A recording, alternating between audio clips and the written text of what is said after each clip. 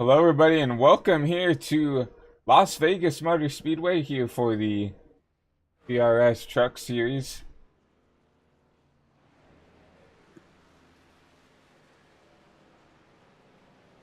Tonight for the Victoria Voice Foundation 200. Once again, hello, my name is Christian Delgado in the booth. Tonight, once again, we have Gavin Austin. Gavin, how's your night going tonight? I'm excited. I'm excited to see this race go green, and we got a lot of action packed for tonight at a wonderful track like Vegas all the way on the west side. So I'm excited to see how it's gonna go tonight. We have a lot of open drivers that have to qualify their way in, so definitely gonna be a little bit interesting. I just can't wait.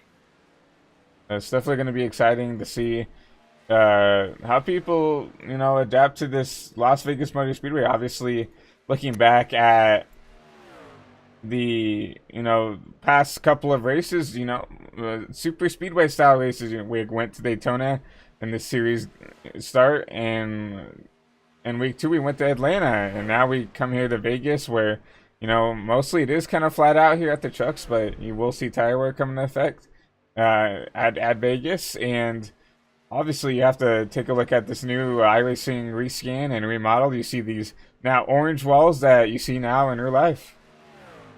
Yeah, the rescan just made these tracks beautiful. I mean, the development iRacing does with these tracks is just incredible compared to, other sim racing games out there. And I'm just excited to see this race at this new track, and yeah, I'm just really looking forward for it. I've definitely seen the sights and sounds of this new Las Vegas rescan, and I can't wait to see what kind of show it puts on, visually now for you guys at home. Obviously, we're used to that, white uh, wall around the top here, but obviously you see the now yellow colored walls, and obviously with everything else, racing here and through the update and stuff, there's some changes that have definitely come to the track. I felt like the track has gotten a little bit more bumpy since the update, and it's definitely made that me and I think a lot of these drivers change the way that they might approach this track now. Yeah, it's definitely going to be interesting with how these drivers might have to adapt. And we've seen a lot of drivers out on track during this practice setting long runs and trying to see how the tire wear really affects them, and trying to get strategy right for this race. I mean, it's a pretty long race for these trucks. 134 laps around this track. There's gonna have to be a lot of strategy involved for all these drivers. You got a lot of teams out there. They're strategizing with teammates, and um, yeah, so all those drivers just setting those last couple laps here with just a little bit over 5 minutes left in this practice, and we'll go on to qualifying. So I'm very excited to see that. Currently watching the number 5 machine, Jim Mott, um, getting a couple practice laps out there in that Toyota. Yeah, Jim's one of those open cars that are gonna have to qualify their way into the race. If you look on the ticker that you see scrolling above, you're going to see a I next to some of these drivers' names, and that's going to indicate that they are one of those open cars. They do not have a chartered ride, so they do have to race their way into tonight's race through qualifying. So interesting to see what Jim can do. Obviously, Jim, one of the veterans of the league, someone that I've raced with when I used to race here, and obviously very respectable guy and very clean driver throughout the league here, and wish the best for him in qualifying. Yeah, it's definitely going to be interesting. We have a lot of open cars, a lot of people fighting to get in this race, so that's going to be very interesting to see them all, kind of battle it out in qualifying. And the number 5 machine is going to be one of those trucks that we're going to have to watch, and I'm just excited to see, us hit the green flag with some open drivers. They're racing to prove that, they're here and what they can do, and I'm just excited to see it. Yeah, the fastest open driver right now is number 2, Zander Short right now, and now he's actually set right here P3 in practice. So Zander is someone who's generally races up in the higher ranks here in the Crown Jewel community. But I think some of the Cup and Xfinity guys, I think, have a couple races that they can come down here and race in the trucks. So not surprised to see Zander up here in the top 30. Hayden Higginbottom, also a pretty quick driver. They're sitting in P4 in practice. Yeah, not just Zander and Hayden up there in the top five, those two open drivers, but we also have Boyd Hogan, an open driver. That makes three open drivers in the top five, which just shows the amount of speed some of these drivers have. And, some of those drivers towards the back that are open, they got to be a little bit worried going into qualifying because, they see those fast trucks and they're going to have that speed moving forward. And, they got to be able to battle that and push towards that to get into the race. So, a lot of fast open cars out there. And that's also very exciting to see. Currently, your fastest in practice is the number 16 of Kyle Sosnoski. Had a pretty good run at Atlanta, and hopefully he can carry that momentum into Vegas. Obviously, it looks like he's got a fast truck here as we see the engine expire on that machine. Luckily it's practice and not in the race, so he'd be out of here. But probably just got out of the truck to prepare for qualifying, maybe prepare for the race, and if you leave the truck on for too long, that's exactly what you're gonna have. You're gonna see it overheat and fire on you. Yeah, would have little to no time to put another engine in there, and that would not be good for our fastest truck out there. But right now, 2 minutes, little less than 3 minutes, I should say, left in practice. We're watching the 76 right now. William, he's moving up to third. Great job by him. Great lap by him. See him in that bright blue truck. We saw Jordan Yep. Slater in the latter part of practice, trying to get down pit Ooh. road, but he just took over that P2 spot away from William. We're gonna document that number 76 speed, but looks like this number 46 coming out here with some speed as well. We've seen some other guys out here. Rodney Pitcock looks like in the P5 spot. Yeah, a lot of drivers practicing pit entry too. It's a weird pit entry with how much speed some of these drivers carry out of the corner, and you have to just duck down right on the exit of turn four. And it's really hard. It can be hard for a lot of people. So they want to practice, slowing the truck down, not to speed on pit road, um, not to get an unsafe pit entrance, because just that under green flag can ruin your race and can ruin how it plays out. So a lot of these drivers battling that and practicing their pit entry, so you don't make that mistake that could possibly end your race during the green flag run. Can't make a mistake like that. Yeah, and that's the big thing I mean, it's a great point, Gavin. You have to really have that fine line of give and take. Do you push that little bit in the pit road and give yourself, that slight chance to go down and give yourself a penalty down going down these potentially pit stops if we get two green flag pit stops during this race, or do you back it off, maybe give up a little bit of time to ensure that you're gonna actually not make a mistake down pit road. And that's gonna be something very interesting to watch here at Vegas. Obviously, like we mentioned before, this is the first kind of non-super speedway track that we're going to, where the tire wear is going to affect the way these trucks drive. The setup will definitely affect the way the trucks drive a lot more than you would see at Daytona, Atlanta, these last two races. And that's something you really have to look at, because I mean, you can really set these trucks up to be pretty loose with these open sets, or pretty snug, right? And depending on how the setup is going to be, is going to really determine how well they can get down pit road. You see the 17, as we just Ooh, mentioned right there. locks Looks like it up and spins. locks up the rears, spins it out there, and he's going to have to turn that around. You cannot be doing that in the race. Yeah. About 15 seconds left in practice. These drivers are setting, the last lap if they can fit one in. And once again, saw a lot of drivers practicing qualifying, long runs, and pit entry. So we're going to see how that all plays out in today's race. Definitely qualifying is what I'm interested to see with all these open drivers, and seeing who can make it. And if we're going to see any, upset drivers missing the race, it's definitely going to be interesting as qualifying is getting ready to start here just in just a few seconds. It's definitely going to be interesting to see, especially with those open cars. I'm excited to see what some of these open cars can do, like the Zander Shorts, who, is a well-known name in this community, with it known for his speed, and especially up in the high rank. So, when Definitely going to be interesting. when you come down and look at some of these drivers that um are coming in kind of as a like new to the truck series with these open sets, it's definitely gonna be interesting to see how these drivers can adapt to. But we're gonna go ahead and start your qualifying. We have Zach Hummel in this number 31 machine as we have our new qualifying ticker here. Thank you to Andrew Schulte for getting this up and going. Maybe a little bit of work in progress is done, but first ever qualifying ticker here on HVTV, and I think one of the first in the ATVO area. So can't wait to see what this is going to be turn out to be here. You can see no brake being used in qualifying, just a little bit of throttle off there. So you don't want to get too tight on the exit. You got to be very careful, to get, to have a good entry.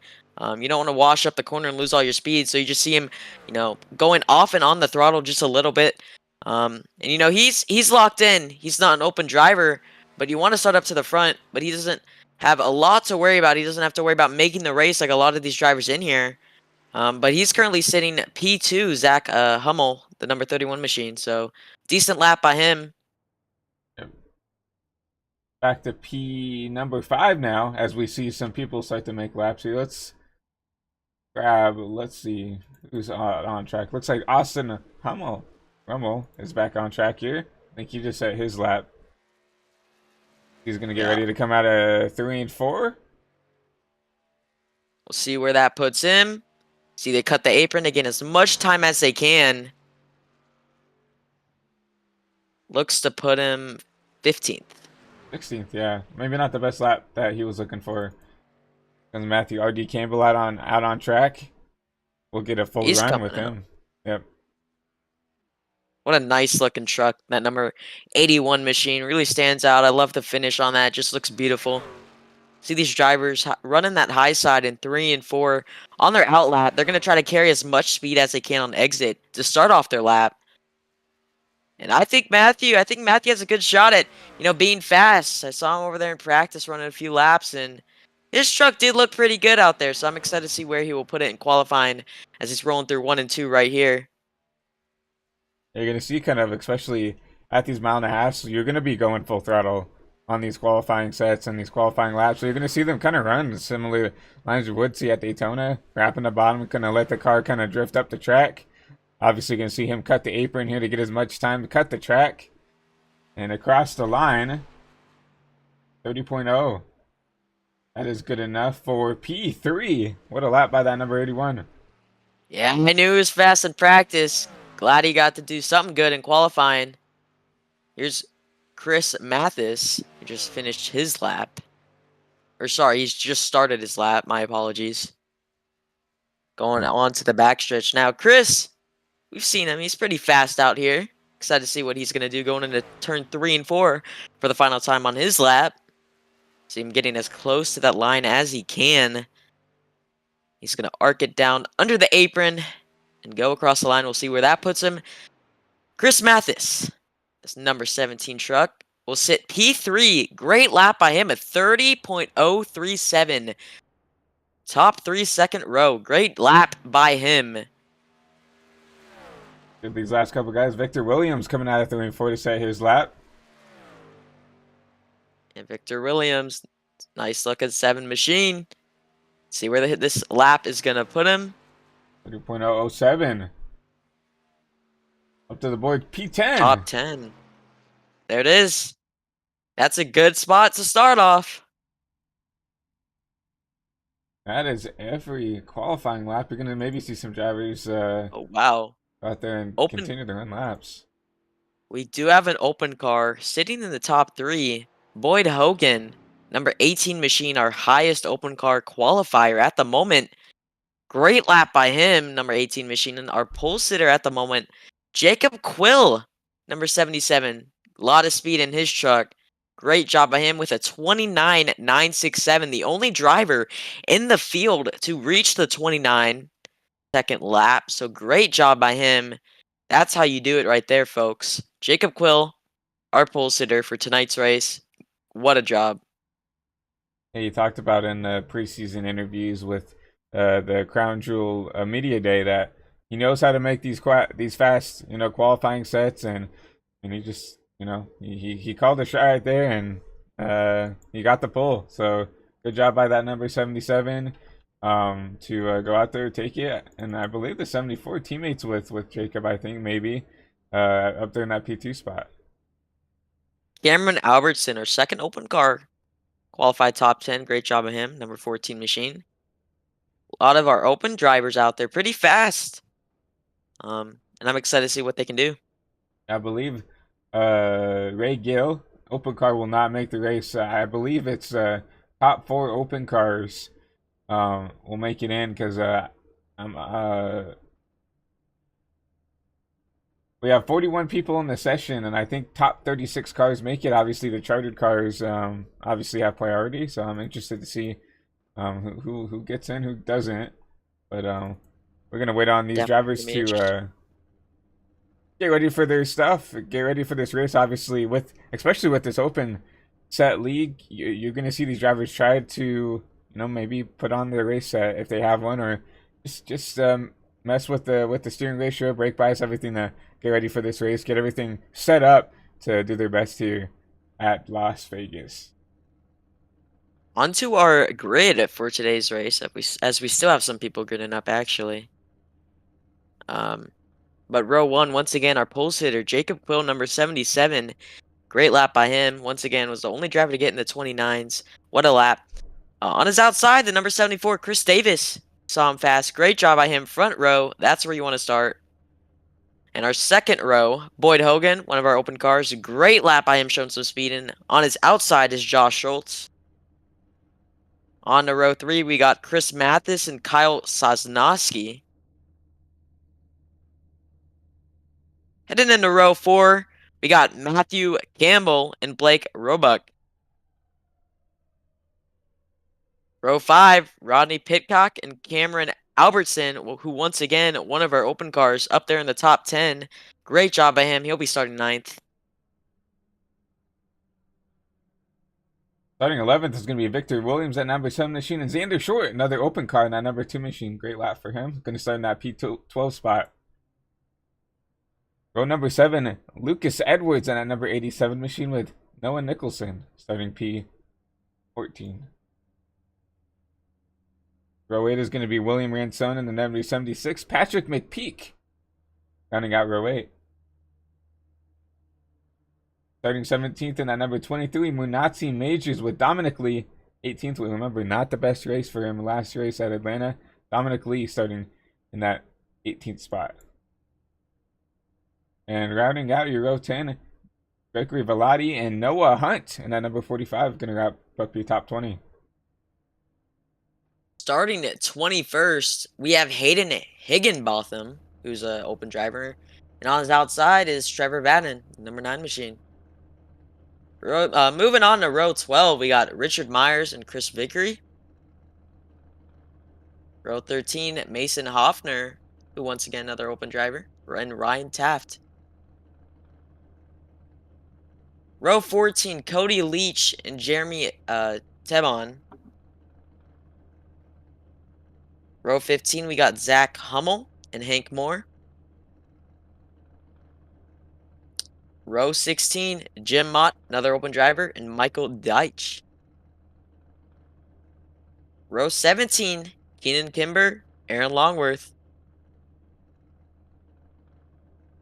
Row 18, Richard Bunkley and Jordan Slater. And I believe that was our 2 last drivers who made the race. I believe everyone is going home. So that will round out our field for today's race. We might have a couple of open drivers go home. We will just have time tell us what's going on to get some of those charter drivers in. But something I do want to talk about, strategy. 134 laps, 2 stage breaks, lap 30, lap 60 will be the end for stage 1 and stage 2. Strategy will be in play for these drivers. Tire wear is a big factor here at Vegas. Definitely in the trucks. And like we mentioned in practice, the pit entry under green flag is very difficult. You have to slow it down. And it's out of the turn 4 exit, which is a really hard entry for a track. And I'm excited to see it play out. Christian, thoughts on strategy? What do you think is going to play out in tonight's race? Yeah, obviously, I think, as you talked about, tire strategy, it's going to be huge. I mean, this is the first race we're going to come to that really tire wear is going to matter. You saw maybe like handling, maybe a little bit of an issue at Atlanta, but I don't really think the tire wear came into play as much as it will here at these 1.5 miles. And it's just going to be about track position. I feel like being really aggressive, getting that track position so you can afford to save those tires instead of having to drive to the field throughout the run is going to be huge here. But as we get ready to go here, let's go ahead and look at your track facts presented by Delta Designs. Go over and check out Andreas over there at Delta Designs at Delta Eagle 84 on Twitter. There's really good graphics design work. Or if you're looking for a paint scheme, make sure to go over there and look at him. Obviously, here in Las Vegas, Nevada, 1.5-mile track with banking in the corners, 20 degrees in the corners, and 9 on the tri-oval, and it goes up to 12 if you go up the tri-oval with that progressive banking. We also go ahead and look at your weather for tonight's race. 67 degrees with quite a bit of wind, 15 miles an hour with some clouds over the sky. So maybe that wind might have an effect to do with how these trucks handle, Gavin. Yeah, definitely going to be interesting. High winds today. Nice track. Temperature, though, might see a little bit of grip out there for these trucks. Definitely going to be interesting as we're still sitting on the grid. Some open drivers getting removed. I'll mention those names. We got Zach Hummel, did not make the race. Cody Leach did not make the race. Richard Myers did not make the race. Trevor Vaden did not make the race, and Hayden Higginbotham did not make the race. So those drivers are out. Sadly, they didn't make it. I know some of them had a lot of speed. It's sad to see them go, but yeah. That's the big thing. I mean, that's the huge thing about getting picked up by a team and becoming a charter driver is you don't have to worry about, getting told, sorry, you didn't, maybe you messed up your quali lap and maybe you just don't have a good set because you're not a part of a team, and it's frustrating, right?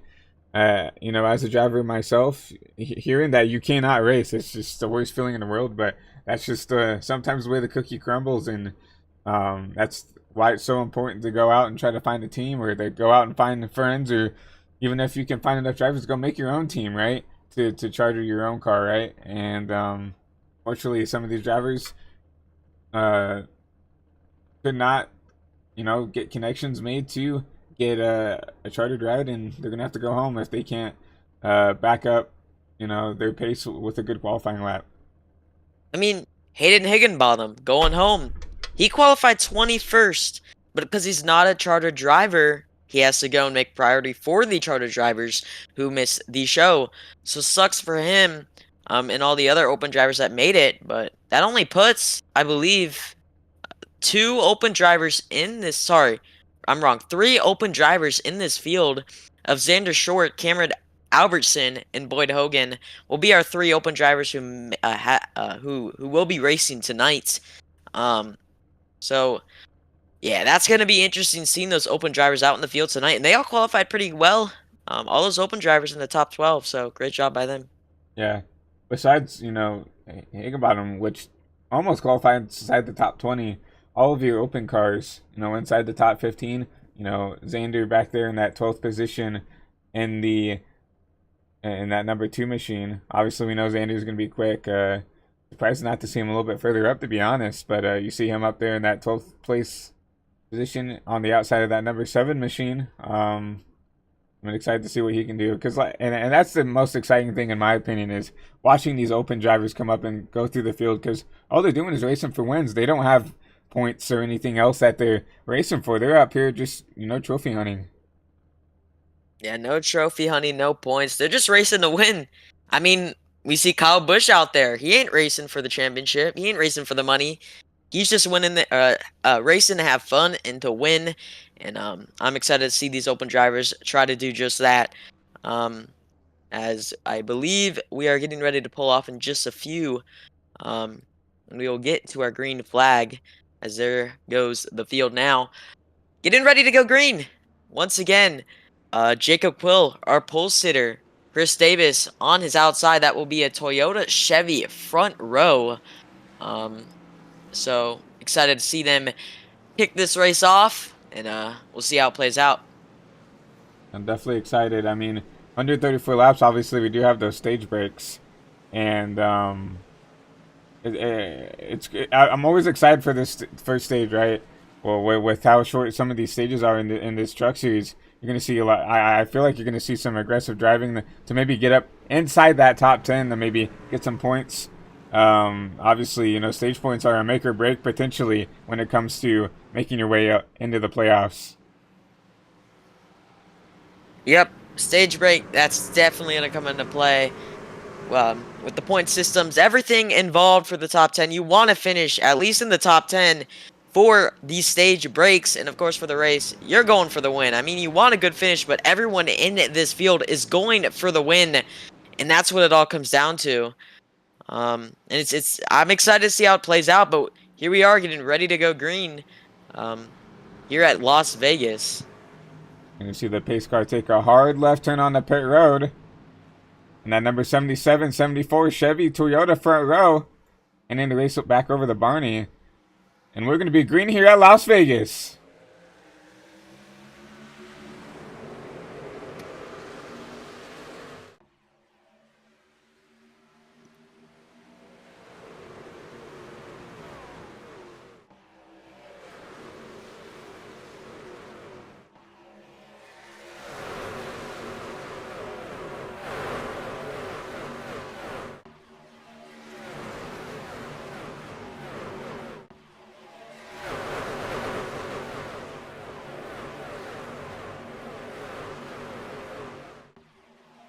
And back to the complete lap one, and we already have Boyd Hoggan trying to take this lead away from the 77 of Jacob Quill.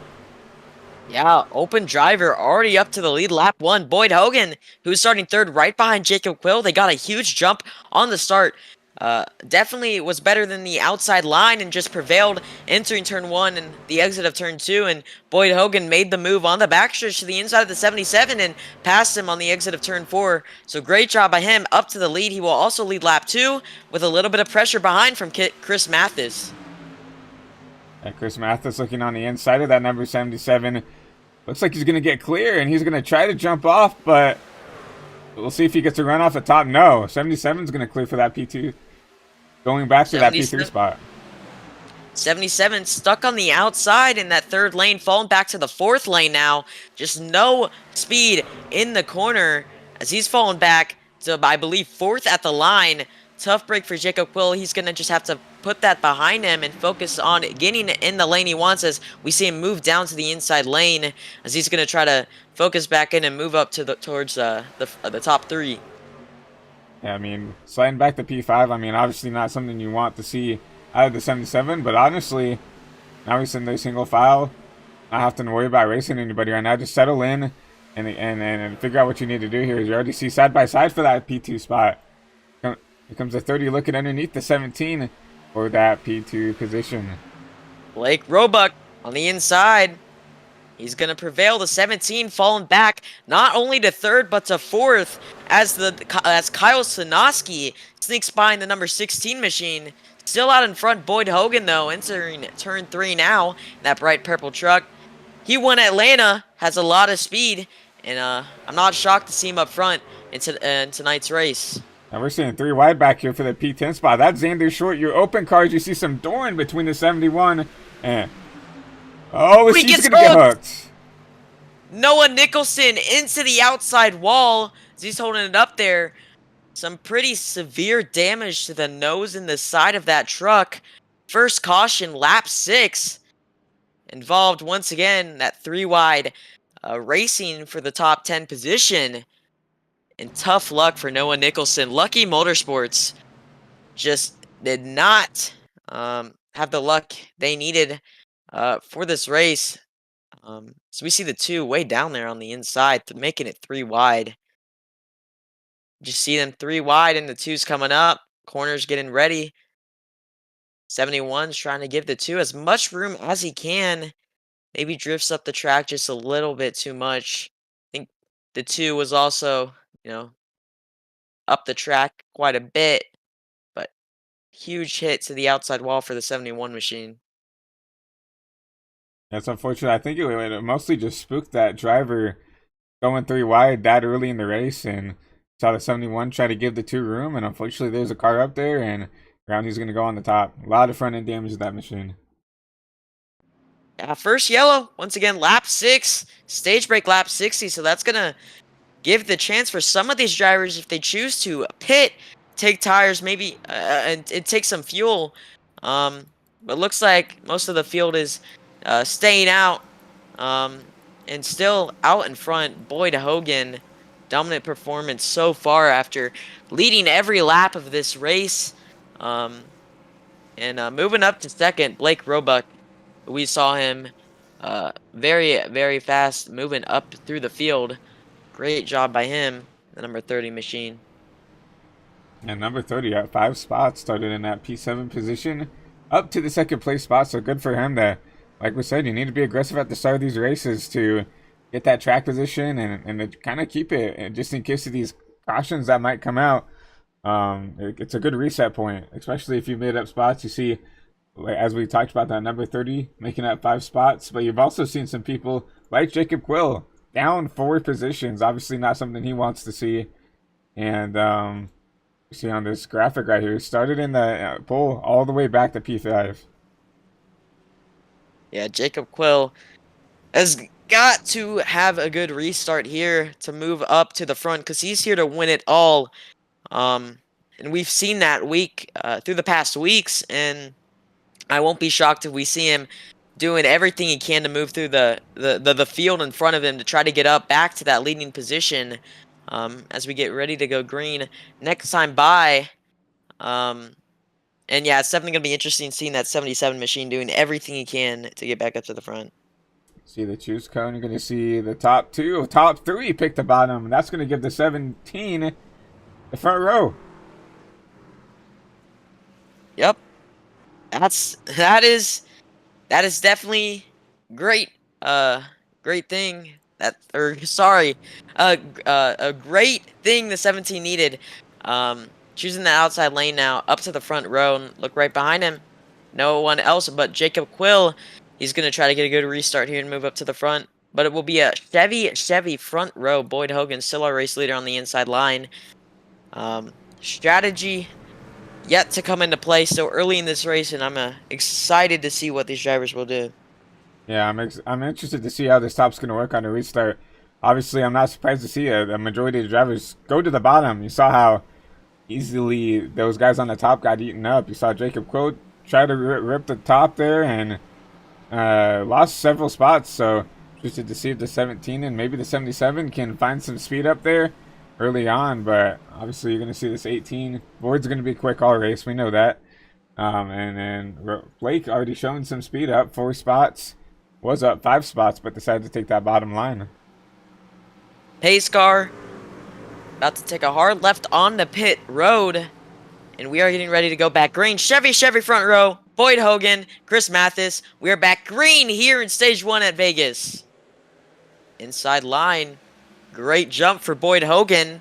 No one to worry about at the moment as you see Jacob Quill move back down to the inside lane, and the 17's out left to dry on the top line. Like the 17's clear. Looks like he's trying to get down. He will get down, so that's kind of best case scenario. But you see Jacob Quill looking 3 wide. Here comes the 16 of Kyle Sosnoski. Gonna try to take that spot away. What a pass. What a move by Kyle. On the inside, Jacob Quill. Jacob did not want that to happen. You could tell he was not leaving any room for Kyle there. But once again, Boyd Hoggan leading lap 10 onto lap 11. And Jacob Quill doing everything he can to get around that truck, just not able to do it. And that's the big thing, that Jacob was kind of sitting in the middle of the track trying to block both lanes. And when you do that, you kind of get taken advantage of sometimes. And that's exactly what happened with him in that 16. The 16 said, oh, you're going to give me that little bit of space to get down there. I'm going to take it. Now you see the Josh Stoll's back there on the top now, trying to make something work. As you're going to see the 74, that's Chris Davis. Look underneath the 99. Yeah, Josh doing everything he can to pass Chris Davis on his inside. He's going to get the run on the exit. Chris Davis doesn't have a lot of help, and looks like Josh is going to clear him heading into turn 3. Now you're going to see some of these drivers try to make this top work. You see the who's Andy Short now trying to make his way into the top 10. Trying to use that high side, tried to use that side draft on the bottom. They tried to side draft the guys on the bottom to try to make up some momentum off the top. what this has allowed is the top four a little bit of a breakaway from the fifth place driver of Jacob Quill.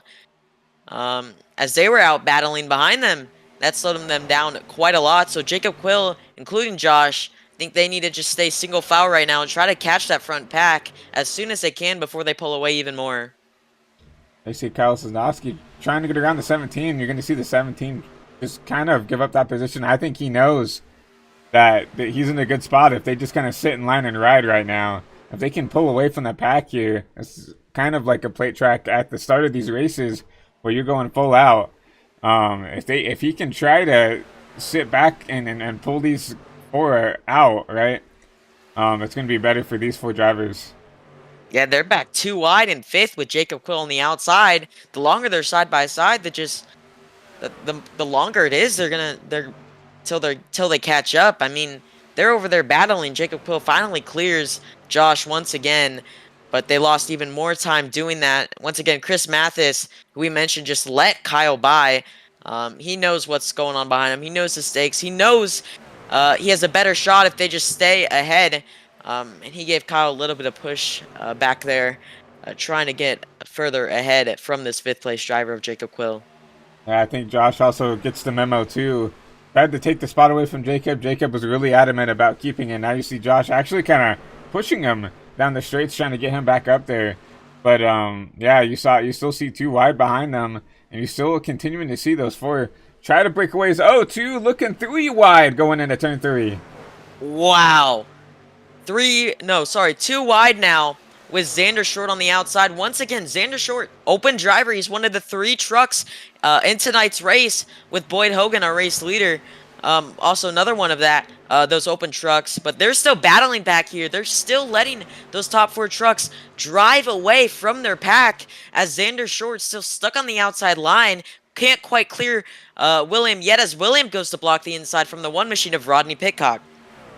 Yeah, I'm a little surprised that they're allowing these guys to do it. You see the front 3 in this, I guess, second pack kind of fine, sitting single file to try to get them, but like without much downforce and how much aero is in these trucks, when you get side by side like that, it just stalls both of them out so much that all it's doing is slowing them both down. I'm really surprised to see them, battling like this. Obviously, you want to get into that top 10 position.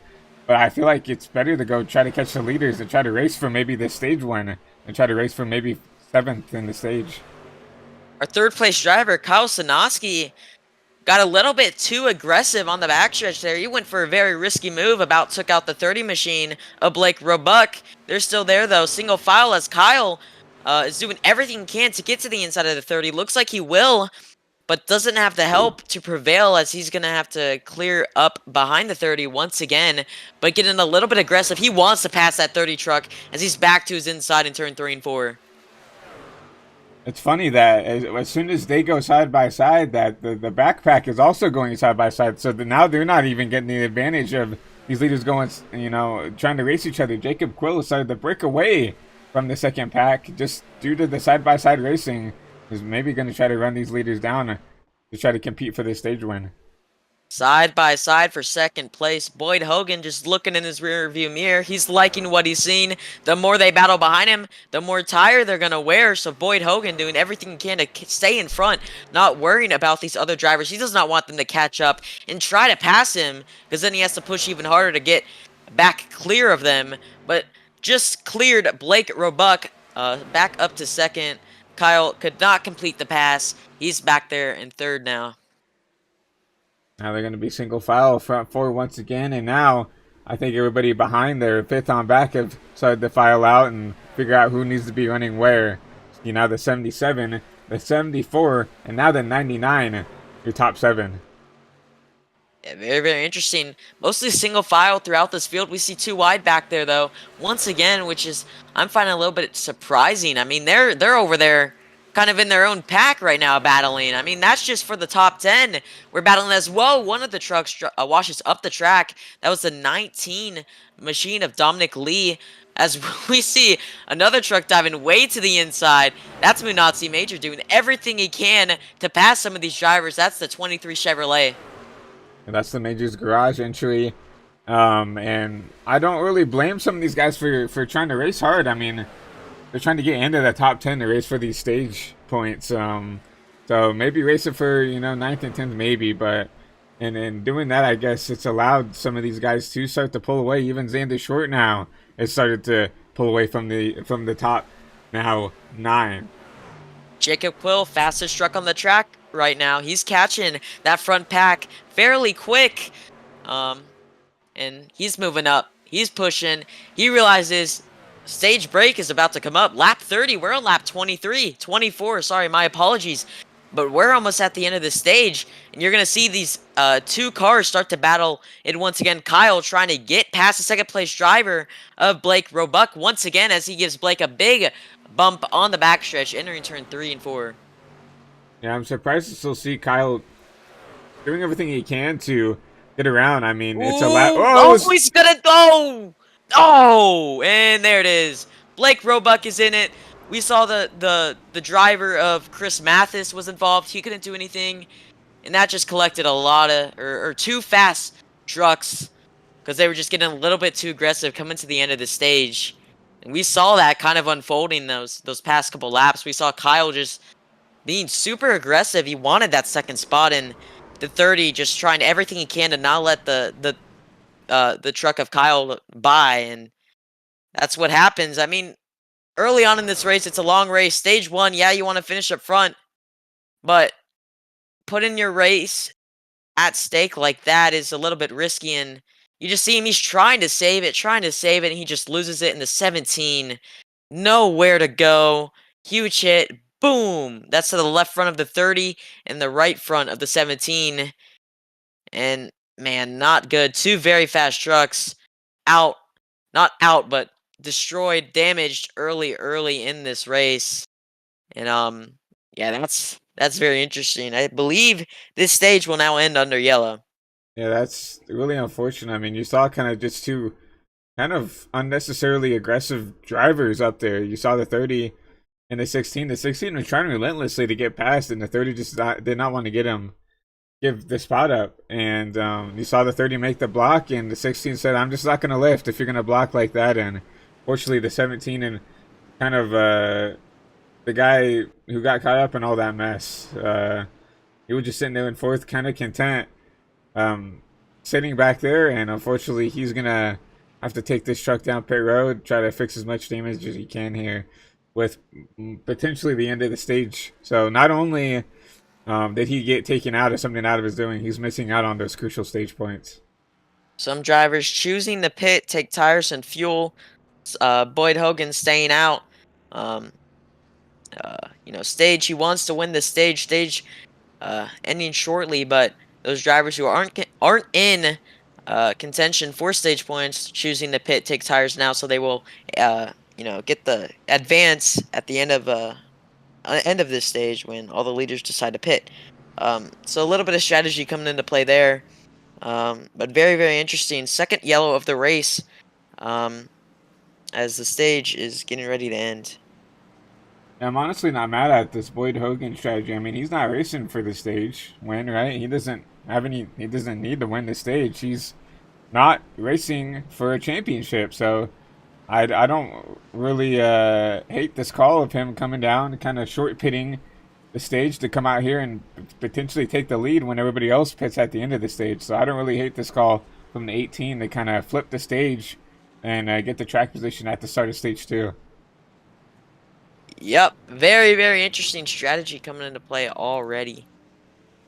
Yeah, as I was completely wrong under the strategy earlier, my apologies.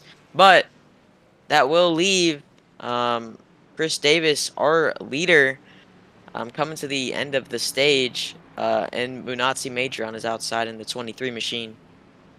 And Munatsi was back there in the 5th spot. He was going to jump up to the top. You see Ryan Taft up 19 spots.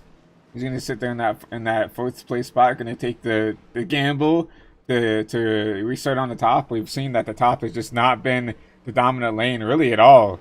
It's just been kind of just who can get to the bottom the quickest, unfortunately. And we'll see if these guys can get a decent enough start to at least jump down to the bottom, maybe get a couple spots out of this track position gain. Rodney Pitcock, number 1 machine, had a penalty on pit road, so he will start at the end of the line for this next restart. As that not something he wanted to happen at all. But once again, pace car getting ready to hook a hard left on the pit road. It'll be a Chevy front row. Once again, Chris Davis and Munatsi Major are gonna lead us to the green here and battle out before this stage break. And we're gonna have a green-white checkered here to finish stage 1. And remember, stage 1 finishes at the end of at the end of lap 30. Geico restart zone. We're green once again.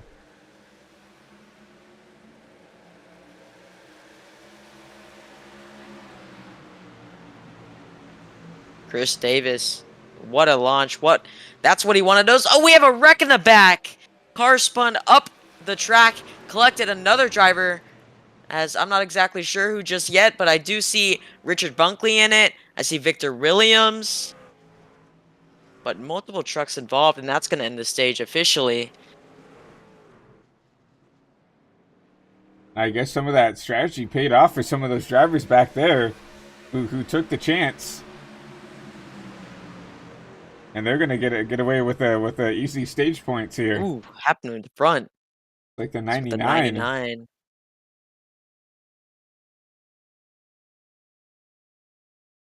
99. See, they're too wide. The 46 is pushing it 3 wide, and the 99 just did not want that to happen. Came down and spun himself, came up the track in 19, 42, nowhere to go. They're in it. They're involved in tough break. You see the 7 and the 01 just doing everything they can. They pulled onto the apron to avoid the wreck and just spin it. No damage on their vehicles. But man, tough break for the number 99 machine. What a avoidance by that number 61 to get around there. I mean, that was inches away from probably race-ending damage. But yeah, it just looked like 2 drivers going for the same real estate, trying to get track position for the end of stage 1, and unfortunately got together. You see the 99 around. Unfortunately, some other guys collected up in the carnage. But that's just the way these kind of draft-style tracks work here in the trucks, where, you know, on these restarts, everybody's kind of together, and if someone goes around, most likely a lot of cars are going to get taken with it. Yeah, Boyd Hoggan, Jacob Quill, strategy in their play. They're now back up front. Yeah, so you'll see those drivers who did win the stage, I believe, the 74, going to come down, obviously, kind of flip the stage, kind of opposite of what the leaders are doing. So you see the 74, Chris Davis and Renatzi Major, Matthew Campbell, and Lucas Edwards going to be the first 4 out of the pits, and everybody else 10th on up kind of flip the stage, and they actually stayed out here and are going to start up here in the top 10 to start your stage 2. Yeah, we will be going green next time by. Jacob Quill, look at him. Saw him being very aggressive in stage 1. He's back up in the top 2. That is our pole sitter. So he will be back in the front row, and we'll see how he sits in just a couple moments. You see the 77 to like the bomb this time. I think he learned the lesson the hard way. I mean, he tried to use the top twice now and lost a lot of track position, but you're going to see Kyle in that number 16. We saw him being aggressive. He's going to take the outside, and Zander short up 8 spots. He's going to take over that P4 spot. Great job by Zander. That makes 2 open drivers in the top 4. So great work. It will be a Chevy Toyota front row with Boyd Hoggan in the 16 machine. Boyd Hoggan, man, he showed speed every week. One of the fastest drivers out on track every week. And I'm excited to see what he will do this restart, beginning stage 2. That was interesting to see because he is an open car, not a chartered car at all, right? This is like an open entry, and I'm trying to compare this to anything real life related, but really, I mean, if you don't have a chartered machine, you're not really competitive in real life motorsports. So it's very interesting to see like someone like Boyd up here competitive, competing for wins day in and day out. So a good job by him to show that he is going to be a guy to probably watch the whole season. Yeah, even though he's not a chartered car and now racing for a championship, he's going to be trophy hunting throughout the whole season. Pace car hooked a hard left on the pit road. In the restart zone, we are back green. Boyd Hoggan, once again, that inside line just prevails every restart. Huge jump. The 16 jumps low in front of Jacob Quill. Jacob Quill now falling back to that third car on the inside lane. A decent jump by the outside in that 16 machine. You know, the last couple of restarts, we've seen the outside not get a good jump at all, fall back to maybe 5th or 6th, but now 2x2 for that P5 spot. Number 2 machine helping Jacob Quill, giving him a bump going into turn 3 and 4 here. Boyd Hoggan, a little bit of a gap between him and the second place driver. He's trying to pull away, but he has to consist. His driver says we have a yellow in the back. As we have we have multiple incidents. A wreck after the yellow, up front in the top 10. As, oh my goodness, that is race-ending damage for Chris Davis. As he took a hard hit. There's a wreck in the back, and then another wreck up in the top 10 with Chris Davis in the 45, and lots of drivers involved. We have a couple wrecks to look at here. We definitely need to dissect this. I think the one wreck started with that number 98. That's Hank Moore. I think he kind of got shoved up the track. I think, yeah, it was kind of during the same time. You see the 98 kind of get used up there and trying to keep it up on the wall. I think maybe just overcorrects down the track. He's going to hook the 74. 74 gets up on 2 wheels. Wow, what a hit. Yeah. Nearly goes up and over. And you see just everybody trying to get around the 98. You see the 45 nowhere to go. And then once again, 74 gets hit again. And we'll go back and take another look at this other wreck, because obviously we had 2 other wrecks alongside here. I believe one of our open drivers was involved in that wreck in the back. Mason Offner, I believe the number 6 machine, was one of the trucks that went around. If we can find that number 6 machine.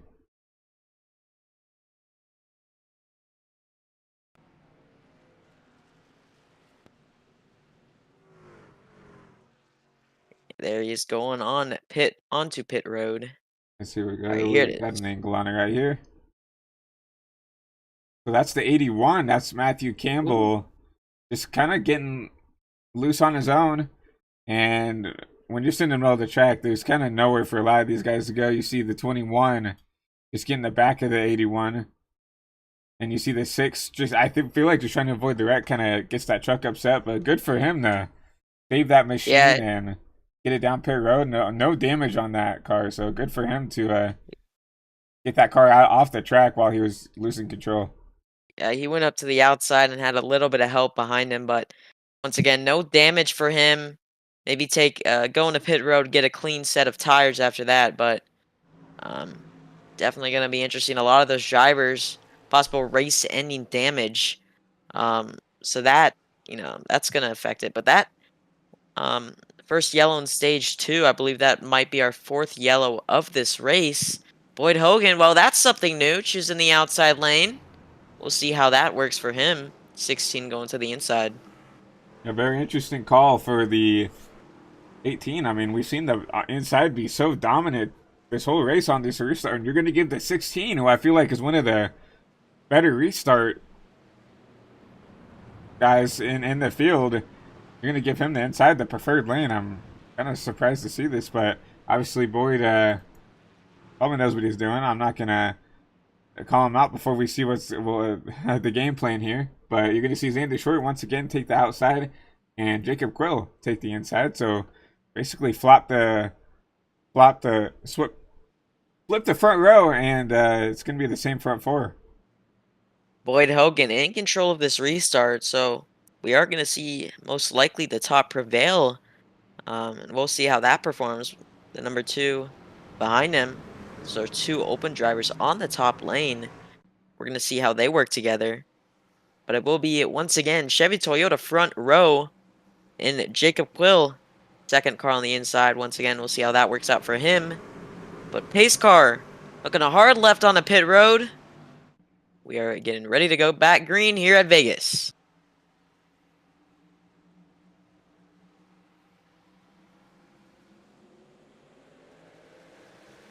Boyd Hoggan had the jump. That's what he needed. He was in control of this restart. But the 2 car behind him of Zander Short won't be able to get clear and go to the inside lane. So he's going to be stuck on the outside lane all by himself. And that's going to let Kyle Sosnoski on the inside possibly prevail on exit. They're going to be side by side. Jacob Quill giving the number 16 machine a big bump. Entering turn 3 and 4 now. Side by side for second.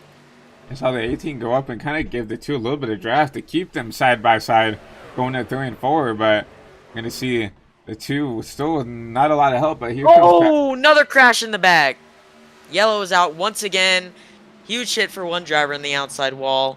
I believe that was Ryan Taft, number 86 machine. I saw. Not exactly sure how that wreck played out, what caused it, but once again we are under yellow flag. See the 86 machine right there on the outside lane. Coming out of turn 4, looks like he just... Ooh, looks like he got loose. Yeah, Came like down he just and... got loose on his own, yeah. Hard hit into the outside wall. Same with for that 51. Nothing to do. Just, oof, yeah. Yeah, maybe a little bit of help from the 51. Not sure. Hard to tell, but yeah. Ooh, huge pancake hit on the outside wall. You see the 51 sliding up the track. Michael Deitch in that new looking machine. Cubed graphics. He looks like he towed it to pit road. His race might be over. I don't think there's that much damage on that number 51. I just think that was more out of a respect to get the car off the track, maybe. But yeah, unfortunate. Ryan Taft, one of the seasoned veterans in the really the Crown Jewel community. Unfortunate that you got caught up in there. Michael Deitch, very well known in the community as well. So unfortunate for those 2 to get caught up. But you saw that cubed graphics on the back of that truck. Works side by side with this Crown Jewel with the help with some of the graphics department. So great work by the cube graphics team over there. Yeah, great looking scheme too. Definitely going to be interesting. I'm excited to see. Boyd Hoggan has been the one to beat this race. Still a race leader. He's in control of all these starts, and that's what's really helped him so much. But that will lead, I believe, 2 open drivers in the top 2. Boyd Hoggan, Zander Short, both open drivers, leading in this field right now. As we see, look at the 17 heavy damage, right front fender completely gone. He's gonna try to fix as much damage as he can. He's trying to get that damage fixed from that wreck with the 30 and the 16. So it's a. I guess these cautions are exactly what some of these wreck cars need to come down, take advantage of these caution laps, come down, get this damage fixed, and you're going to slowly see potentially the 17 maybe make his way back up to the field if he can get this damage fixed. It's definitely going to be interesting. Choose cone this time. Boyd Hoggan has started everywhere while leading. He's prevailed in both lanes, so we're gonna see which lane he chooses, inside or outside here. Outside lane worked very well for him last time, so it wouldn't shock me if he goes there once again. Choose cone here at the line, and he's choosing the inside. Inside for the 18 and the 2, and now the 16 and the 77. We're basically gonna flop the inside and outside. So now the 16 and the 77 is gonna choose the top, while the 18 and the 2 are on the bottom. The 2, I'm surprised. I think he expected Boyd to go to the outside. He wasn't really leaving a lot of room between him and Boyd to even possibly move up to the outside. I think he thought Boyd was going up high and he was gonna go low, but we'll see how it works out. He'll be lined up behind Boyd, and this isn't the first time he's behind Boyd this race, and it worked out last time, so we'll see how that works for him. But man, Chevy Toyota front row, that's kind of what we've seen all night. I mean, I don't think there's been a Ford on the front row once this race. I don't think we've seen a Ford once, but we do see some Fords starting to clear up there. You see that number 2 we just talked about him, Zander Short, and look at Patrick McPeak up 10 spots, going to start in that P5 spot. So Ford's starting to show up a little bit here towards the end of stage 2, and see if they can make some noise and maybe break up this Toyota Chevy dominance. Sun is setting. Lap 40. Pace car took a hard left on to pit road. And here we go. Beautiful Las Vegas. We are back green. Hold up. Back green once again. And a big jump for the 18 is gonna get maybe the 2 clear this time. Is the 16 not the best jump, and he's gonna get left out to dry as the 77 goes down to the bottom. Jacob Quill just barely got down to the inside line entering turn 1, and look at the 16 stuck on the outside for that 4th position. Kyle Sosnoski. He didn't get the restart he wanted. There's a wrecking in the back Oh, so we have again. another wreck. Man. Another wreck in the back. Looks like a 1 truck involved. That is Keenan Kimber in a number 65 machine. As, man, we've seen, I mean, this has just been a caution fest race. I mean, we haven't seen any strategy go into play just quite yet. Oh, and he just goes up. He thought, oh my goodness, what an avoidance by the pink truck, but he just thought he was clear and just went up and kind of wrecked himself. Yeah, 3 wide, maybe got spooked, and the 07. I mean, he's just watching up the track, yeah. I see. I mean, the 7's coming up in front of him. Maybe he was reacting from the 7, but yeah, I mean, maybe didn't realize that the 7 was there. I mean, that's kind of a blind spot for some of these trucks. And Ray Gill, that's one of the open cars for the Lucky 7 Motorsports. And there's a car there. You can't go up there if there's someone there. You're gonna do that. So, doesn't look like a lot of damage for the 07. Man, cutting it close. Wow, he just fit through there. The number. I don't even know who that was. I gotta take a look at who that was, but wow, cutting it close. Just barely. Wow, number 96. Wow. Wow, I don't even know how he got through there. Might have scraped the wall just a little bit, but that's definitely better than hitting the truck. So yeah, man, great avoidance by him. That's what you got to do. I mean, Keenan got really lucky that all those trucks got around him in a pretty manly, wildly fashion. I mean, he was kind of sitting up there and kind of the racing line, especially on these restarts, and not really a lot of damage on that truck. So lucky for really all parties involved that got involved. That not a whole lot of damage on any of these machines. Oh, once again, getting ready to have a choose going. Open drivers 1-2. We'll see if Boyd chooses the inside once again. I feel like every time I say he's going to choose certain lane, he always goes the opposite. So we'll see where he goes right now. But wouldn't shock me if once again Zander Short starts right behind him, because Boyd just has been great on the starts and Zander just has been timing it perfectly, keeping up with Boyd. But choose going here at the line, and it's like Boyd, yeah, to the inside line.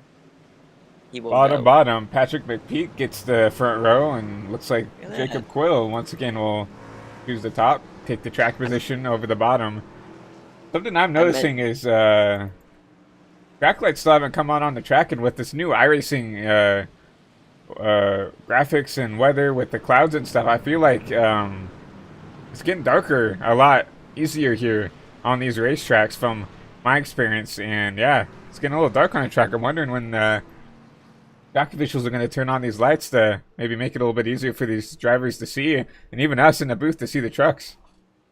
Yeah, it's hard seeing some of those trucks with the darker schemes up here in the booth, but yeah, it's definitely interesting when these lights are going to go on.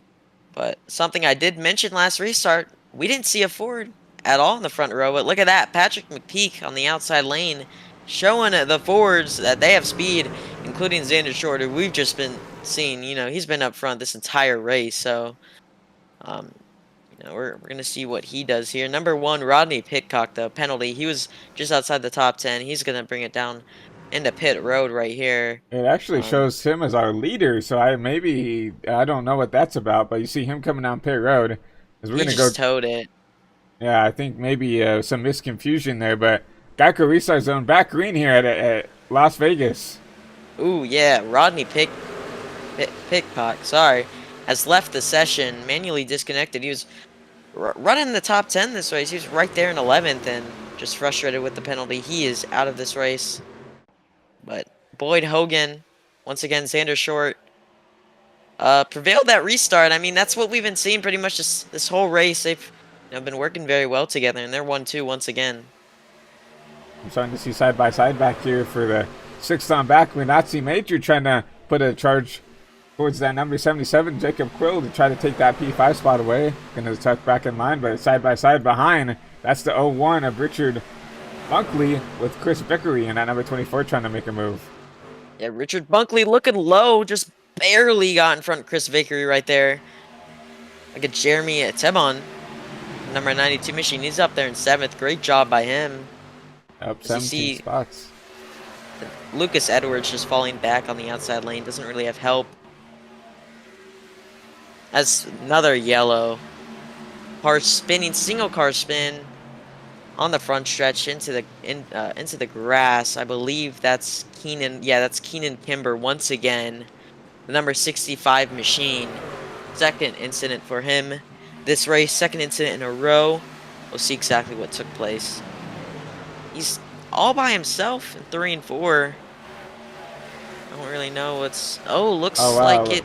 William Nothing he could do, Ransone. actually. Yeah, William Ransone gets loose and nowhere for him to go, really. I mean, you see him get into the... you see Michael Deitch kind of, I mean, nowhere to go for him, so he's just trying to check up, and this looks like an accordion from this number 76 getting loose. And you see the 76 huge impact into the outside wall. And just nowhere to go for the other two drivers. I mean, that's a really bad place to get loose, is right in the middle there with trucks coming at you at that speed. So nothing that Keenan could do there. But once again, gets lucky again, spins it down the track and into the grass. Really, once again, not a lot of damage. You actually see, ooh, the car lift up on the ground a little bit. Yeah, in the grass there. Michael Deitch, unlucky as well. I mean, that 51 machine, we've seen him. He's been involved in a lot of incidents, and none of them his fault. Nothing he could do in a lot of them, and just very unlucky.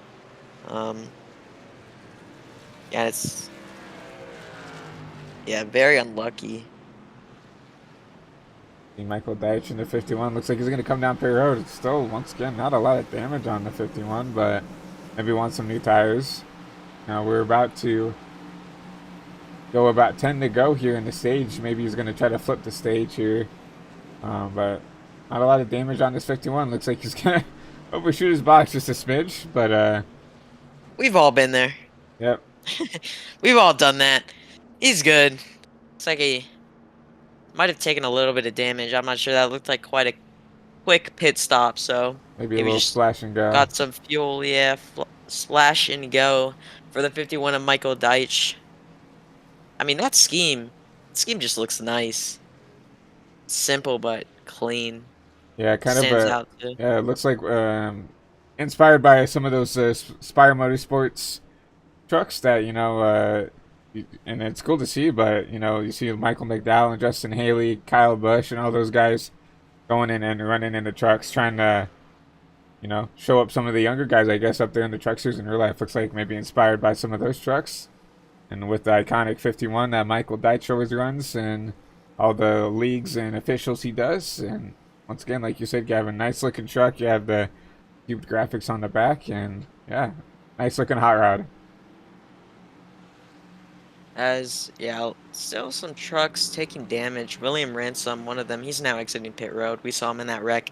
The hard hit into the outside wall. His truck looks a little bit like kind of skewed, if that's the word I'm looking for, and yeah, that's just... Yeah, he has quite a bit of damage on that truck, but she's going. Look at that. Jacob Quill back up to the front row, leading the outside lane. Chevy Toyota front row. And we've just seen, I mean, Zander Short has gone with Boyd every restart here. And, I mean, I'd be doing the same thing. I mean, they're working together like crazy, so it doesn't shock me that he really did that.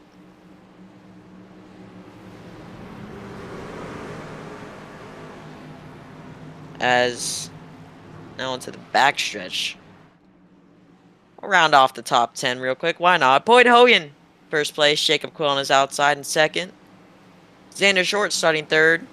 Munati Major starting fourth. Rounding out the top 5, Cal Sosnoski and Richard Bunkley. In seventh, Patrick McPeak, Adam Smith. In eighth, Jeremy Tebon and Jordan Slater. And rounding off the top 10 is Chris Vickery. So pace car getting ready to hook a hard left back onto pit road. And we are going to go back green here at Vegas. You're going to see 1877 once again up front. They're going to lead you to this restart, and we're green once again. Look at Jacob Quill. Actually got a really good start. He might be able to pull down in that second place position on the inside right here entering turn 1. They see Quill well clear down into turn 1 and 2. And good restart by Jacob, yeah. Yeah, not the best start for Zander. Allowed Jacob to take that spot away, basically. But you see, wow, Zander just pushing that number 77 down the backstretch, trying to get him back to the race leader. Yeah, look at Jacob. He's right on the race leader's rear bumper. Gives him a little bit of a push. Might be saving up to make a pass for the lead. Not quite yet. He wants to, just wait for the right moment or wait for the right time. But look at that. They're 2 wide behind them. 2 wide. I believe that's back in the 7th position between Adam Smith now clearing at Richard Bunkley. But we're still 2 wide right behind them with Jeremy Tebon and Jordan Slater entering turn 3 and 4. Has contact! Contact! Jeremy Tebon. Oh, it's a big wreck in turn 3 and 4. One car flipping upside down. 87 machine rolling in the corner. And here comes another pack. That's... Oh, man. Chris Davis just piles into the wreck. His race just went up and smoked. Chris Davis, number 74 machine. His race is over. That is pretty bad. We'll try to find where this all started. It looks like Matthew R.D. Campbell maybe had a good view of it. It happened right there with the 92. The 92 and the 81. It's talking out there. 81 just trying to make it 3 wide, being a little bit too aggressive. I mean, we're not even halfway. This has been filled with cautions. I think these drivers should know how long this race has been, how many cautions we've had, maybe play it safe. Sure, stage 2 is coming to an end here, but man, I mean, too early for that big of a wreck to happen. You see the 87 just flips off of the wall. See that bright orange truck just coming in, nowhere to go, into the 92. And Michael Deitch once again just can't get out of these incidents as he spins it down on the apron, trying to keep it straight. I think he got little to no damage there, but look at the 74 and the 99 just trying to squeeze through there, and the 99 kind of pushes the 74 into then the parked truck of the 92. And I mean, that wreck was a long one. Yeah, it's I think they I don't know. I think yeah. It's a little disappointing to see that, caution's been out for quite a while, and I'm just being pretty objective. They had a long time to check up for that wreck, and you saw the 99, 74 kind of blare through there with no remorse for anybody else. And, same with the 99. I mean, they looked like they were just in the throttle almost that entire time, side by side. I mean, the yellow was out for a while. I mean, you gotta just go on the brake. I mean, you're not even halfway through this race, and his race is over. I don't see him getting that truck back out on the track anytime soon. So, tough break for him. But, I mean, coming to the end of stage 2 here in just a second, we're going to have I believe a 3-lap race for the stage win. And, I mean, I don't know, Christian. These stages, I mean, with how this race is going, it's felt like these stages have been like a lot longer than 56 laps. Yeah, definitely. I mean, another 3-lap dash here to end stage 2. Kind of the same thing that happened in stage 1. But yeah, I mean, I guess that's just the result of when you put stages into this style of racing. I mean, where everybody has to be kind of aggressive and not really cut anybody any breaks, right? And where you have to basically race with putting that truck on the limit all the time. to try to get up there towards the front. You're gonna get those wrecks that happen, right? It's not something that's only happening here. You see it in real life. You see it in the Cup Series, right? Or that happens on Wednesdays. It's just that's just the essence of when you put in stage racing, where you have to put guys in bad positions to get those precious stage points, and unfortunately, when that happens, you wreck a lot of trucks. Unfortunately, so that's just the way the cookie crumbles. That's just what these drivers have to do. Obviously, you can be a lot more patient, but Yeah, very you know, disappointing. the stage points are a lot, right? You win the stage. You win stage 1 and 2. That's 20 extra points and 2 playoff points to go into the playoffs. So, I mean, I guess that's just the gamble you have to take. But pace cars are going to take a hard left turn once again, and we're going to have a little 3-lap dash to the stage. We're green once again. Boyd Hoggan has just been so strong in the restarts. The outside lane, or whatever lane, I mean, the opposite lane Boyd is in, they just have not been able to keep up.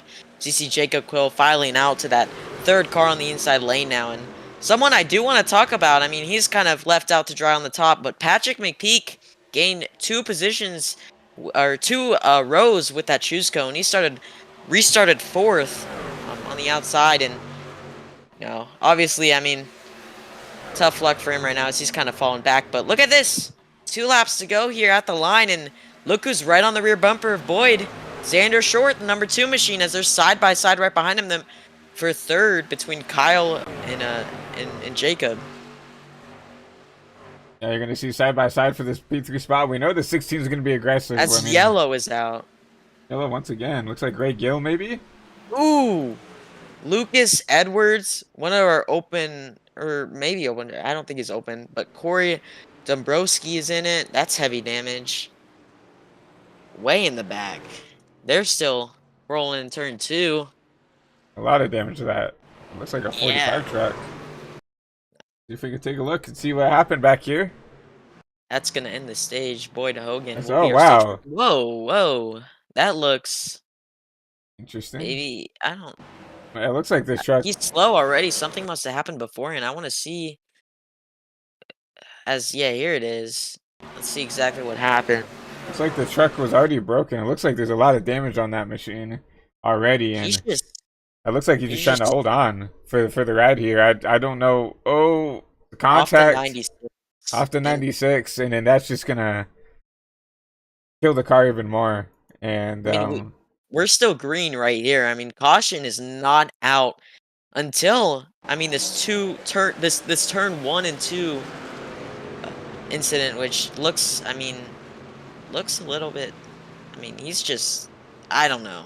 That's something, I mean, you just can't do that. And then pulls it back down into the 87.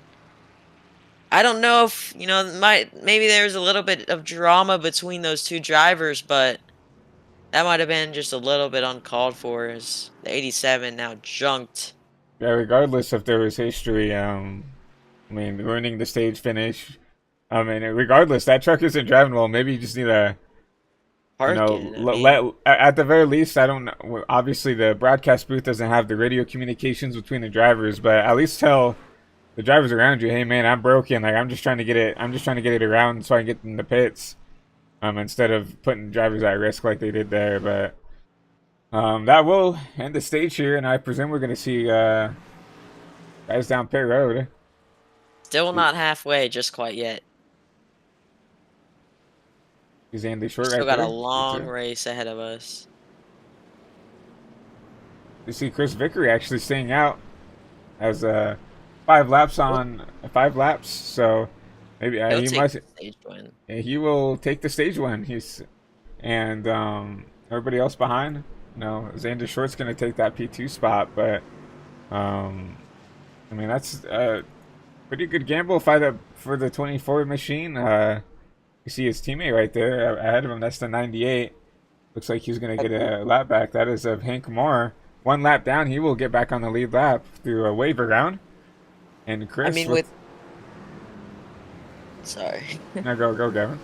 I mean, with how this race is going, I mean, I wouldn't even call it a bad strategy staying out. Taking that stage win, we've seen wrecks. Wrecks and wrecks and wrecks. You're getting those points. You have so much time to work your way back up to the field. I mean, I don't even. I honestly, I lost track what yellow we're at. But if this race continues like it's going, I would not count our stage winner out of this. I mean, he's gonna. Yeah, sure, he's gonna most likely have to pit pretty.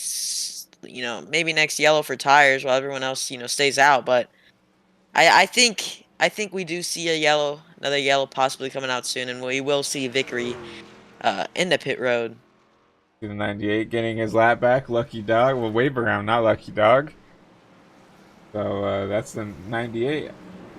Has 17 laps on those tires, so hoping for a caution to get him back in the race here. But honestly, 5 laps, I mean, you only 5 laps, I mean, it could be worse, right? So, but I don't mind the gamble here to take the stage win, take the track position, and let's see if he gets eaten up here. But once again, pace car has made that hard left turn off pit road, going back into the Geico restart zone. We're green once again, going to the lap 62. Jacob Quill he's been struggling on these restarts, has not been able to keep up with the control leader. I mean, the driver in control of these restarts. He has not gotten the timing down at all, and we've seen him. He's up front every restart, but he falls back because he just cannot get the timing down. And Boyd Hoggan started 5th all the way back up to 3rd, and yeah, Chris Vickery, our stage winner, he's letting everyone by. He knows he's not on the same tires as. Look at that. I mean, yellow is out again.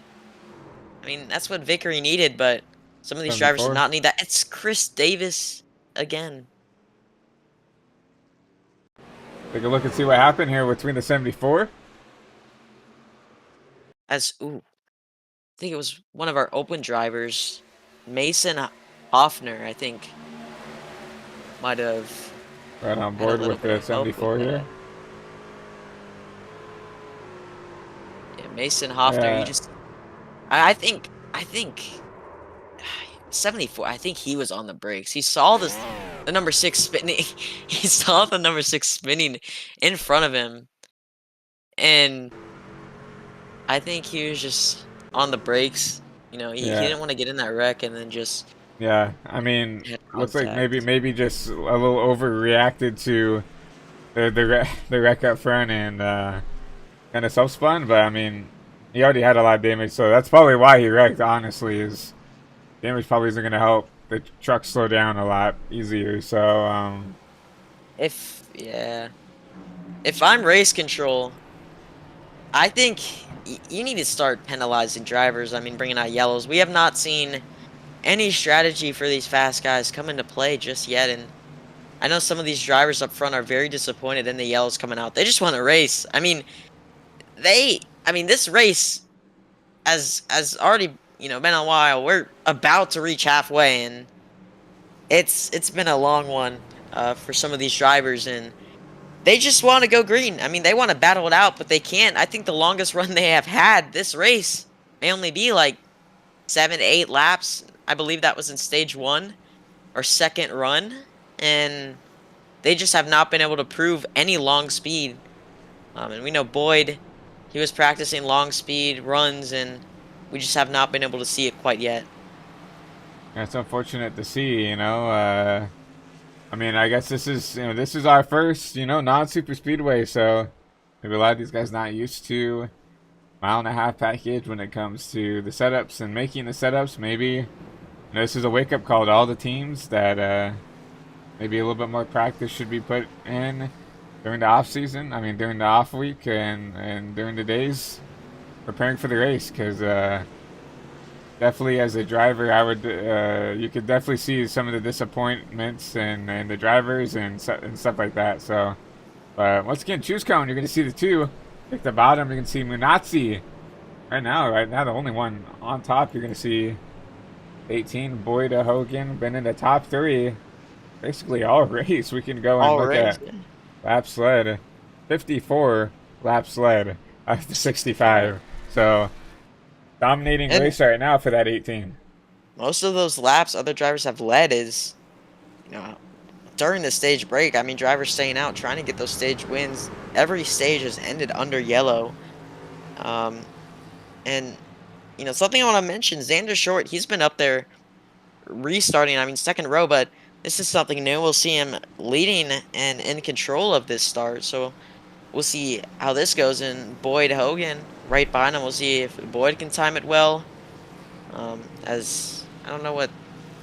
I think. Oh wow, we have problems for the outside line. Blake Roebuck, I think, might have turned off his engine. He was starting second on the outside, and he just checked up that entire lane and is coasting. I don't think he can get his truck back on. He might have stalled it. The Lake right now, only 5 laps on his on that. So Yes, delayed start for that. He just got his truck refired once again, as we are gonna have to wait and let the pace car by. As yeah, I don't know. I've never seen that happen. His truck just it's like it turned off just as they were getting ready to go back green. we can go on board and You can see exactly what happened. Let's see what happened with this number 30 car.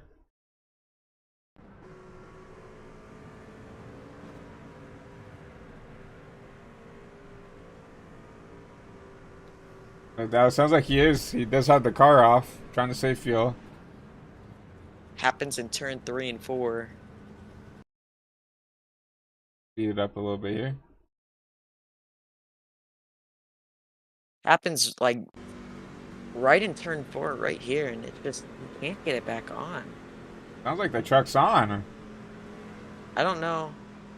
I mean, drivers are avoiding him. He's coming down the track, and that is weird. I've never seen that happen before, and it.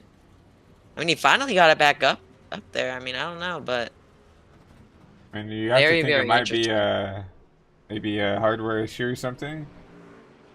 Yeah, hardware issue or something. But back to the lead. We are getting ready to go back green. I mean, pace car getting ready to hook a hard left on the pit road. Ford Chevy front row, and that's gonna cause that little incident. 30's way in the back now. But we are back green here at Vegas. And look at that. Track lights are on. Finally got the track lights after so much start. Again. As I believe Jim Mott might have had a little bit of part in it. Jim Mott, one of the open cars.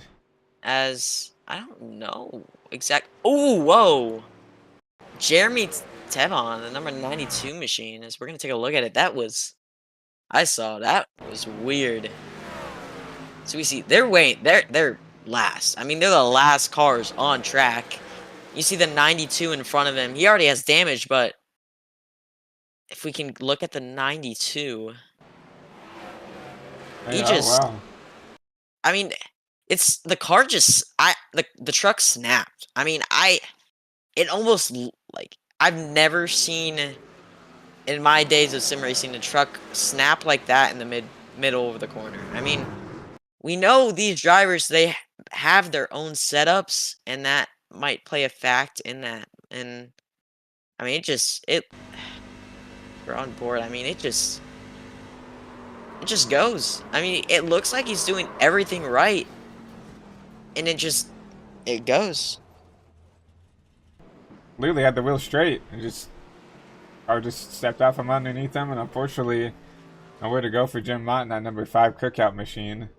A lot of front end damage, a lot of damage on a lot of these trucks, to be fair, so probably it could be worse for that number 5 machine. But let's get caution out here. Lap 69 of 134 here at Las Vegas. Nice. While we're under caution, let's go ahead and do our one commercial break for the night, and let our good friends over at iRacing take the lead here. Racing isn't easy, but experiencing it is.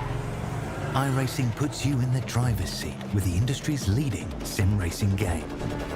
Drive on laser scan replicas of the greatest racing circuits from around the world. Go head-to-head against other drivers chosen by skill-based matchmaking to ensure competitive racing at every level.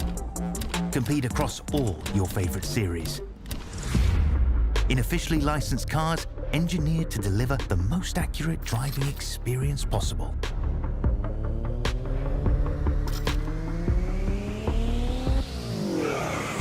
Join a race or host your own with players from across the globe. Race against the computer or in a league with friends.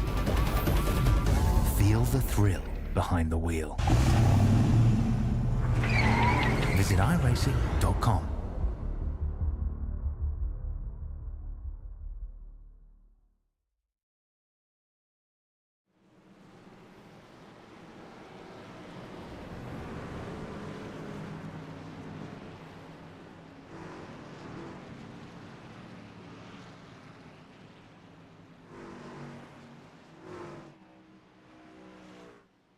Look at that, Munatsi Major up to the front row once again. I mean, Zander Short, Boyd, Hoggan do not want to leave that inside line. They just want to stick together. They have been strong all race long. They do not want to leave each other. I mean, I wouldn't. I mean, they have been strong. They've been 1-2 for the majority of this race, and once again, they are open drivers. And it's very nice to see them up in the front.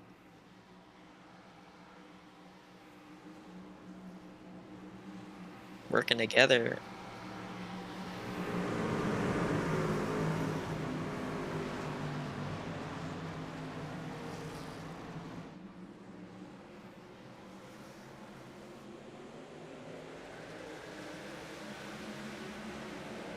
Inside line. That's going to let Munatsi Major pull in behind him in front of Jacob Quill.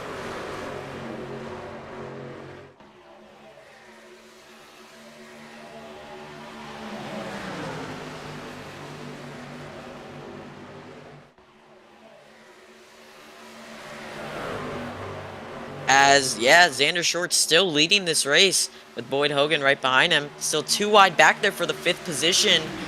Patrick McPeak on the outside of Sam, or sorry, Kyle Sosnoski. And they're just, they're battling out. They want to get by each other. We saw the 16 earlier when he was up in 4th. He was trying to do everything he can to get in the top 3, and that just showed us how aggressive he is, how much he wants to be up in the front. And he's doing everything he can as Munatsi Major now stuck on the outside, and Patrick McPeak zooming by on the inside.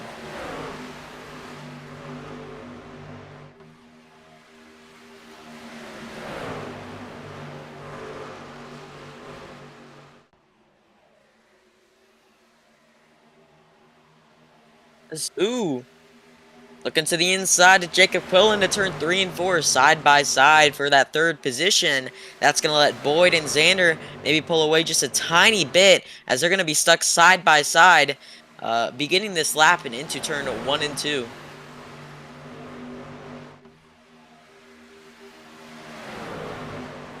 Oh, contact! Jacob is not going to be happy with that, as that's going to put him way back, I believe in the 6th, maybe 7th, pushing 8th position. Jacob Quill did not need that to happen. And, yeah, Patrick McPeak now up to that 3rd position after that contact with Jacob Quill.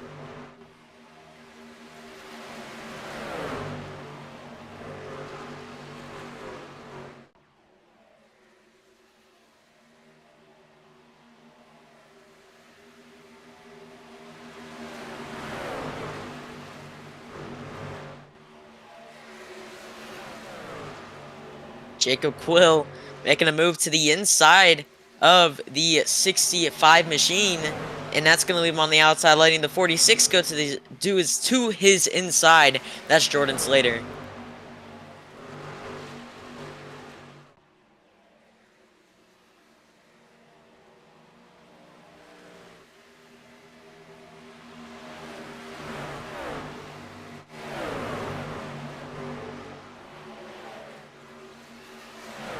They're side by side. Yeah. All this battling is also letting the top 3 pull away just a tiny bit here. I mean, there's so much going on. I mean, all over the track, there is vehicles side by side, battling, doing everything they can, and they're still side by side on the backstretch. I mean, they're losing this front pack. I think they do need to realize that, we're not gonna catch them if we're battling this. Look at him. The 19 was trying to make it, or was looking at making it 3 wide entering turn 3.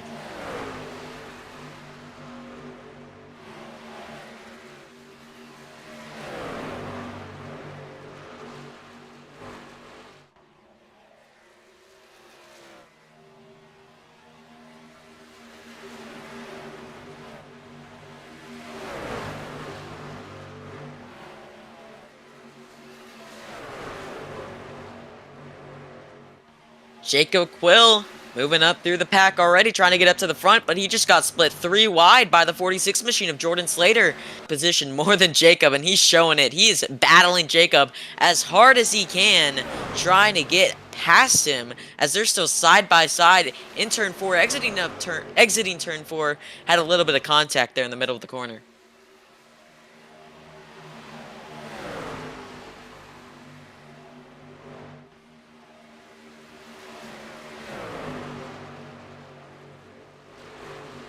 Yeah, crazy battling up front. I mean, they're showing everything that you know they want to be there. They want to you know, show how fast they are, that they can win this race. And Patrick McPeak up front to the inside of Boyd Hoggan. He's moving up to that second position.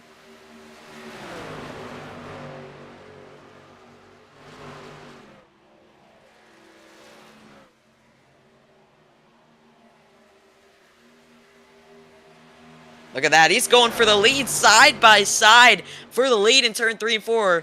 Boyd Hoggan. Look up, Jacob Quill made his way up to the 4th position. He's right there. He's loving what he's seen. He had to work his way through that pack, battling, using up as much tire as he can. He wants these drivers to battle in front of him and waste their tires as much as they can. Because he might be on the roughest tires out of these top trucks up here, as Boyd Hoggan jumps up, barely clears himself in that top lane.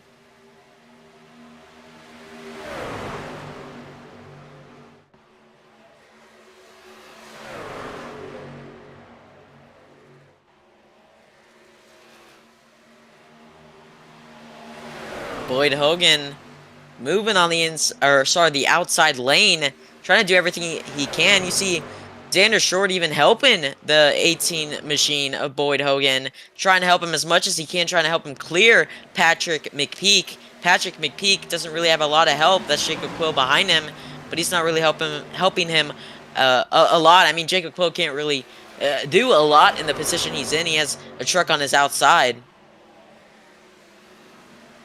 Oh!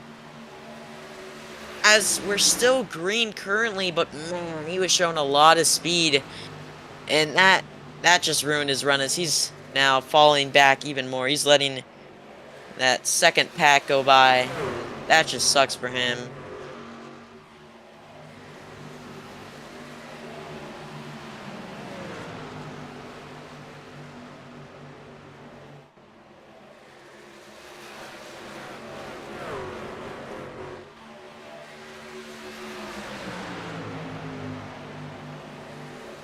Yeah, that incident made Jacob check up a little bit. He fell back quite a bit. We saw him battling up for that 4th position. He's back there in 6th now with Munatsi Major on his inside. Jacob might fall back to 7th here in a quick moment.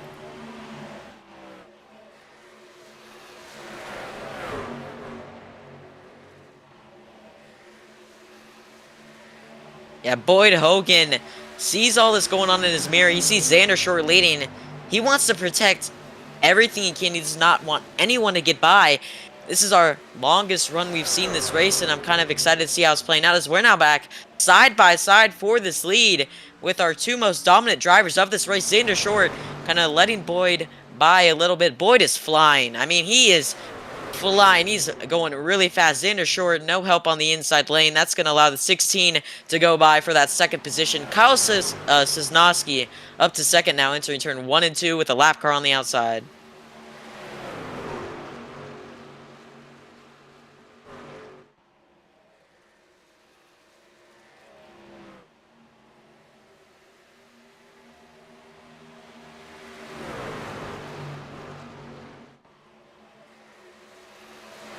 Yeah, look at that, 16 in 2nd place.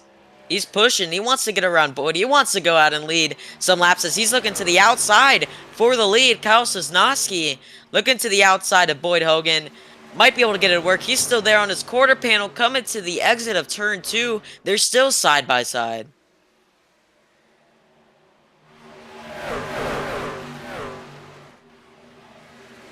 Number 2 machine is just watching this all happen. He kind of blocked Patrick McPeak, who's looking to make a move to his inside.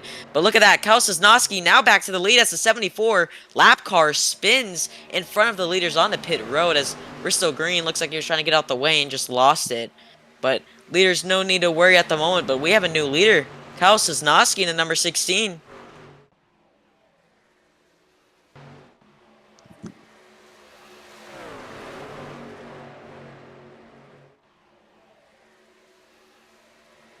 Yeah, no, they will not be able to make it.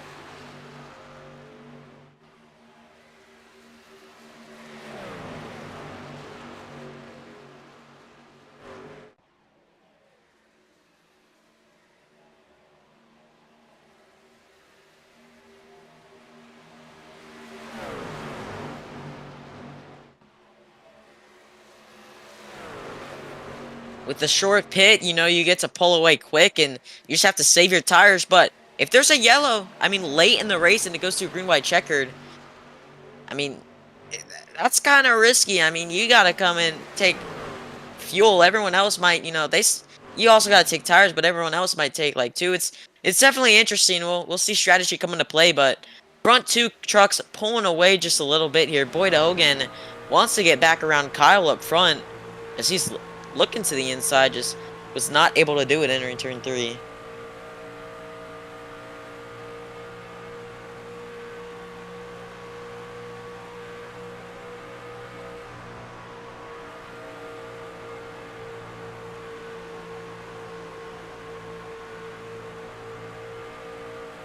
Yeah, I mean the 18, you know, he's running a completely different line than the 16. He's running all the way low. 16's about a lane up. You got to think about tire strategy. Sure, the 16, you get the faster exit. You're running a little bit quicker, but tires are going to come into play. The higher you are, I mean, the tire wear, the worse it's going to be. The 16, I think we'll see that a little bit sooner than later. The 16 maybe fall off.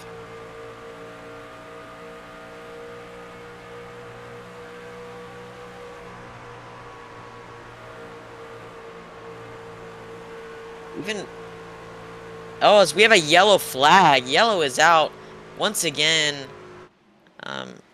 As we have a car stopped in turn 3 and 4. That's Gregory Valid. Number 11 machine. Toyota. I mean, I was getting excited. I mean, we were about to have green flag pit stops. We had strategy getting ready to come into play, and that just ruined it all. I think some of the drivers might be a little bit disappointed in that too. Whoa! What? It's like this looked a little bit suspicious. Got a bit too close.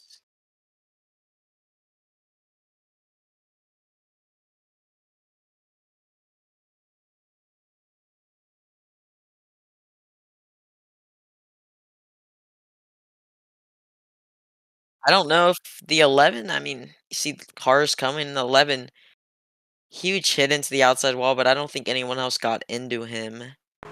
Kept it locked down and up against. Yeah.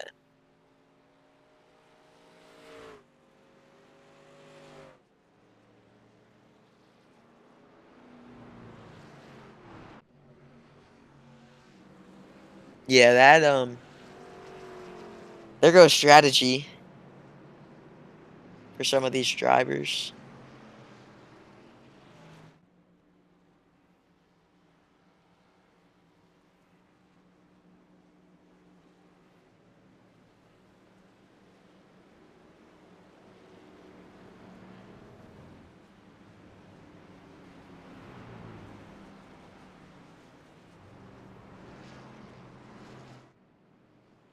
Yeah, it's definitely gonna be interesting. I think I'm with you, Christian. I think they are good on fuel. I think we are gonna see. I mean, I hope for a green flag run all the way to the finish, but with how this race is going, I see it very unlikely.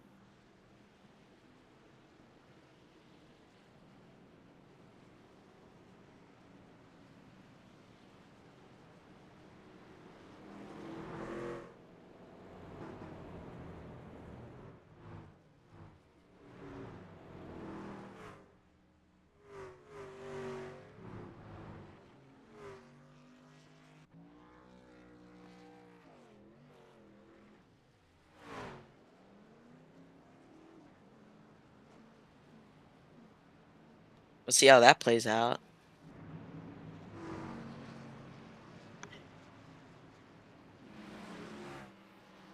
Yeah.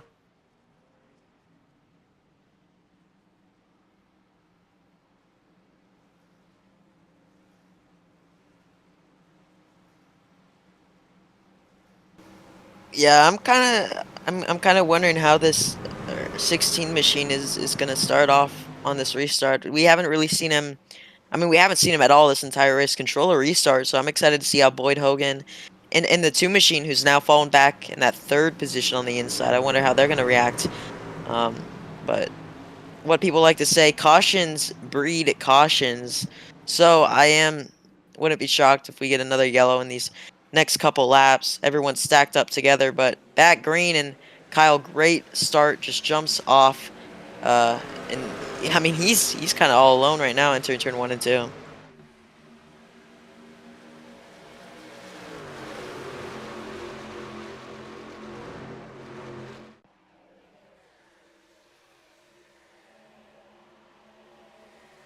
Wow.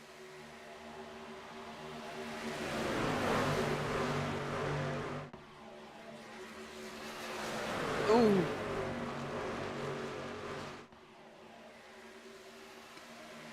Yeah, there's contact way in the back. Someone got completely sideways and managed to save it. A great job by them, saving the race car. And look at Jacob Quill, though. Top 5, running the outside lane. He's trying to get up to the front. We've mentioned it before. We've mentioned in the past races, Jacob is here to win. He said it. Entering this season, he isn't here to make friends. He is here to win. And we're going to see that as he's now on the outside for that 3rd position, trying to get up to the front, to the lead.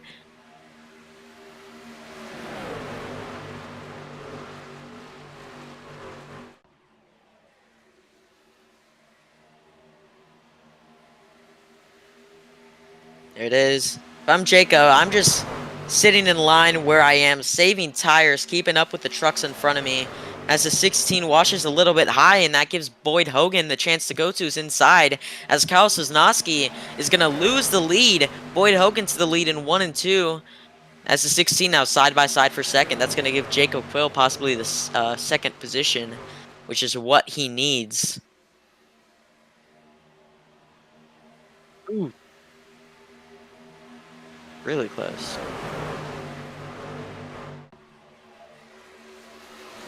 16 cutting it really close with Jacob Quill, but Jacob Quill restarted, I believe he restarted 5th or 6th that last restart, and look at him all the way back up to 2nd. So great job by him. Just has to worry about saving tires, and he knows Boyd Hogan's fast. Boyd Hogan is the one to beat this race. He has been up front. He's led the most laps. He's showed how fast he is. If I'm Jacob Quill, sit behind him. Learn off of Boyd. Try to save the tires the best you can and go for the pass later on in this race. We have a little bit over 30 laps left to go. You gotta wait pretty much as long as you can. Not too long, but wait a little bit to make that pass.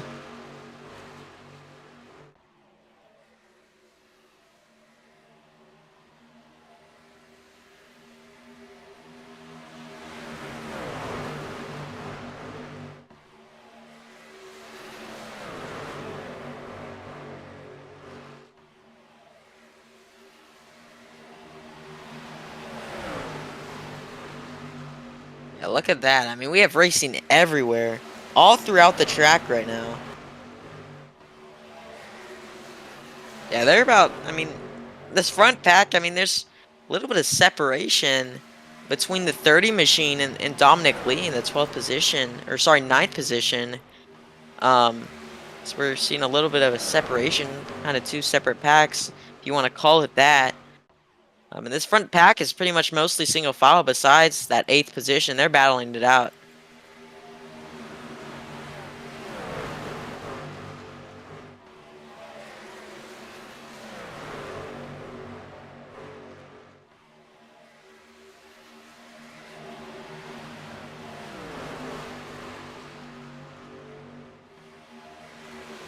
That was a big move.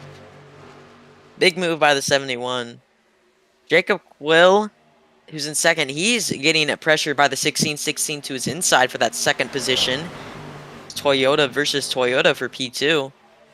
Boyd Hoggan is loving what he's seeing behind him. He's seen these drivers racing aggressive, using their tires to get around each other, and he's sitting there up in the lead, has clean air.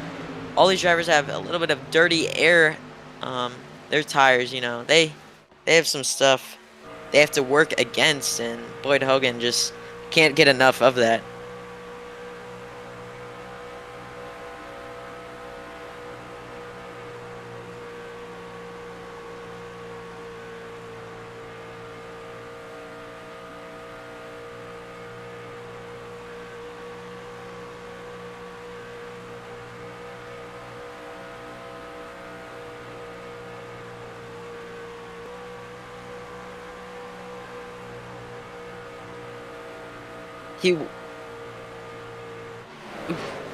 He's trying to make sure they stay side by side, but I don't think it's going to work as the 16 finally clears to 77, and Jacob Quill got a little bit of loose in 3 and 4, and I think that's what kind of ruined his run. And another big block in a turn 1 and 2 by Boyd Hoggan. The 16 was looking as, a little bit of a mistake by Boyd. He hits the apron, washes up the track, and now they're side by side for the lead.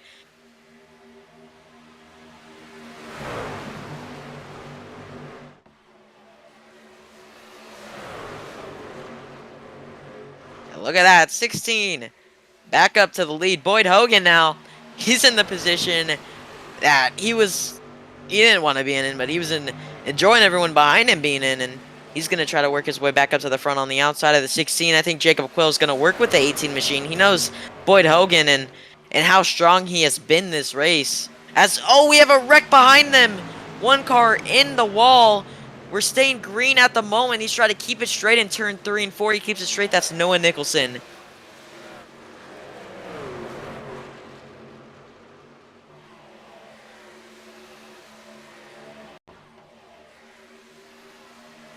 Now, it sucks that he was involved in that incident, but you kind of have to... I mean, you know how much these drivers want to keep it green. You kind of have to sacrifice yourself to keep it green. As he's in the wall once again out of turn 2 right now. He's still good. Straight.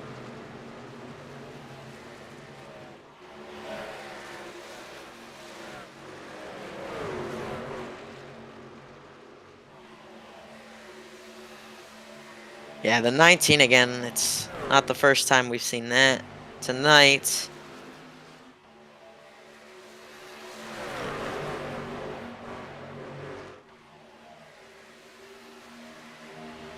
Yeah.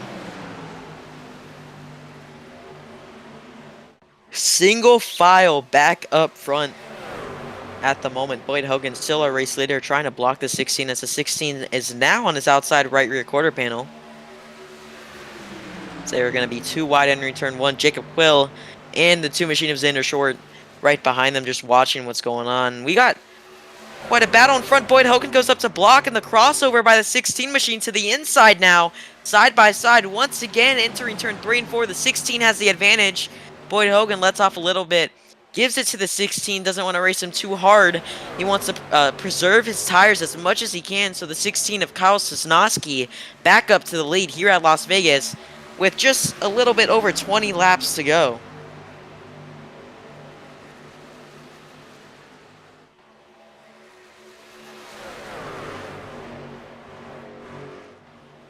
Oh, big move back there for 4th. 2 wide for 4th. Zander Short on the outside. We're also 2 wide for the lead. Boyd looking back to the inside for that race lead. Just is not able to get it at this moment. Jacob Quill. Yeah, I don't know.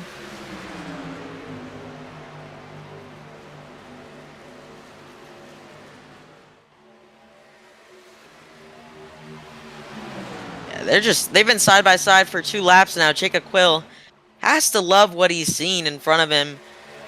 I mean, tire wear said it countless times in this race. You know, they're just racing aggressive up there for the lead, and Jacob Quill just needs to sit back, try to save as much as he can, let them stay side by side, and then make the move when it's the right time.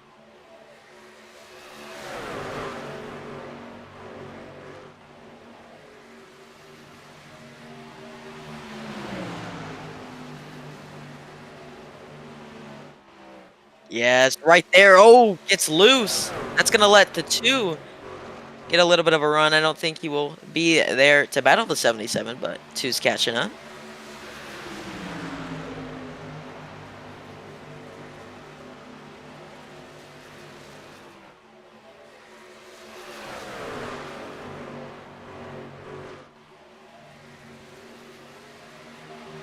Still side by side for the lead. I mean, what a battle. I mean, side by side, I believe that's 3, maybe pushing 4 laps straight, side by side for the lead. Look at, they're pushing side by side for second.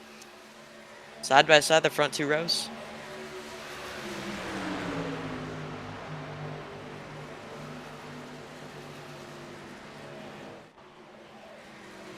Oh, oh, contact.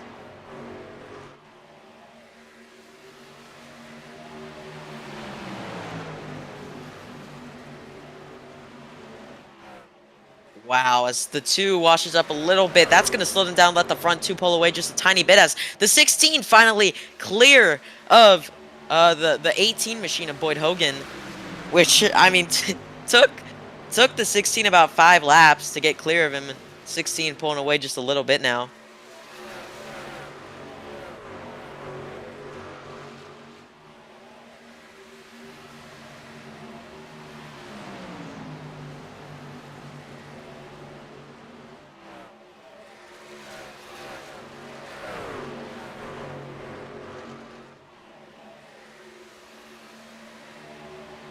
I mean, about 15 laps to go.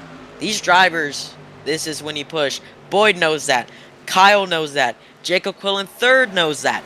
They are pushing their truck to the limits right now. Is another big move for that fourth place position to the inside. Goes Munatzi Major, Zander Short. They're side by side for third.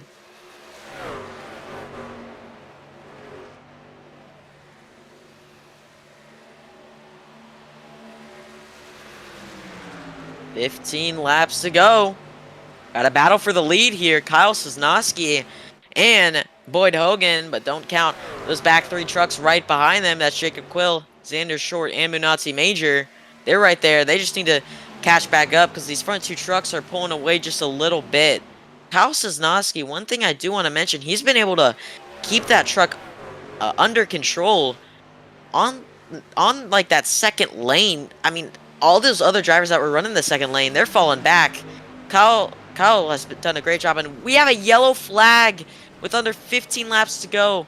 That just that's interesting. That ruined strategy. That ruined the way strategy was playing out.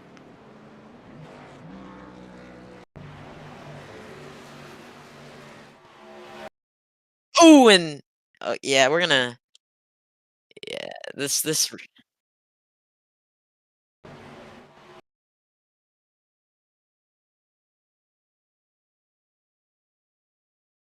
he sees the 14 coming behind him with a huge run, and he blocks. I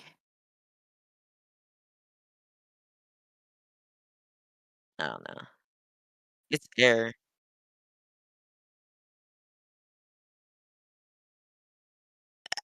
Right after you get loose too. I mean, he was down a lot on a lot of speed coming to the final laps too, and I don't know.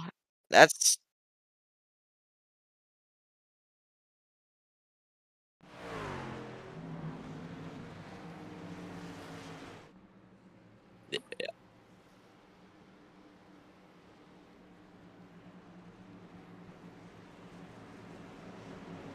Sosnoski, yep, bringing down the field with him. He's gonna take tires. Now here comes the strategy in play. Are these drivers taking 4 or 2? The thing we're gonna have to see right here. You know, track position is track position. You need that. But also, those tires are going to come in handy. We still have... Going to probably go green with little less than 10 laps to go. Maybe with 10 to go. As... Close. 3 wide right there for, I believe that was the maybe 3rd place position. Sorry, 4th place. Just 4th, 5th place. 5th place.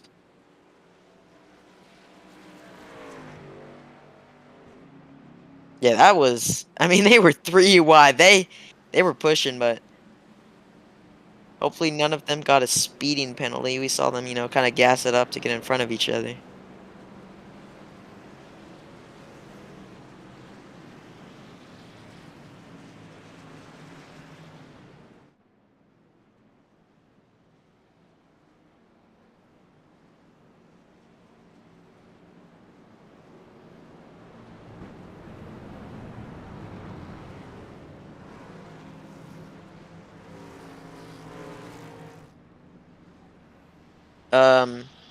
Yeah, Christian.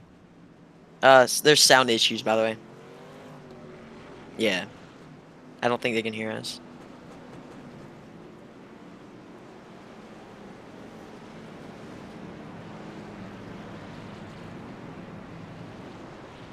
Not.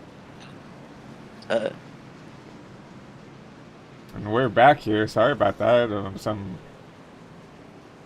sound difficulties, but we're back here. 11 to go. 16 on the bottom. Looks like, and looks like that 30 of Roebuck. He's gonna take a chance on the top and lead the top here with green. And Minazzi Major behind the 30, at 18 behind the 16. Yeah, still having sound issues. We apologize, guys. It keeps breaking up. Trying to get that fixed. Still going on. Yeah, still having sound. Looks like we're better. Thank you, Billy, for the updates through the live chat. We appreciate that. But yes, microphone accidentally got muted on my end, but it looks like Gavin, you guys could at least hear him throughout the race here. So, and once again, race car is going to take that hard left turn, and we're going to be going racing. 10 laps to go here at Las Vegas. 16 with a good jump and a good push by the 18. Wow, what a push. Yeah, the 16, huge jump with the 18 right behind him. As they're pulling away from the rest of the field. Less than 10 laps to go now. Look at Jacob Quill in that third position. He's doing everything he can to try to get up to that race lead. As Boyd Hoggan is looking to make a move. Here comes the number 2 machine on the inside of Jacob Quill, looking for that third position. The 77 washes up high just a little bit, gets loose. And then the short's going to take that P3 spot from the 77. Now side by side for that P4 spot.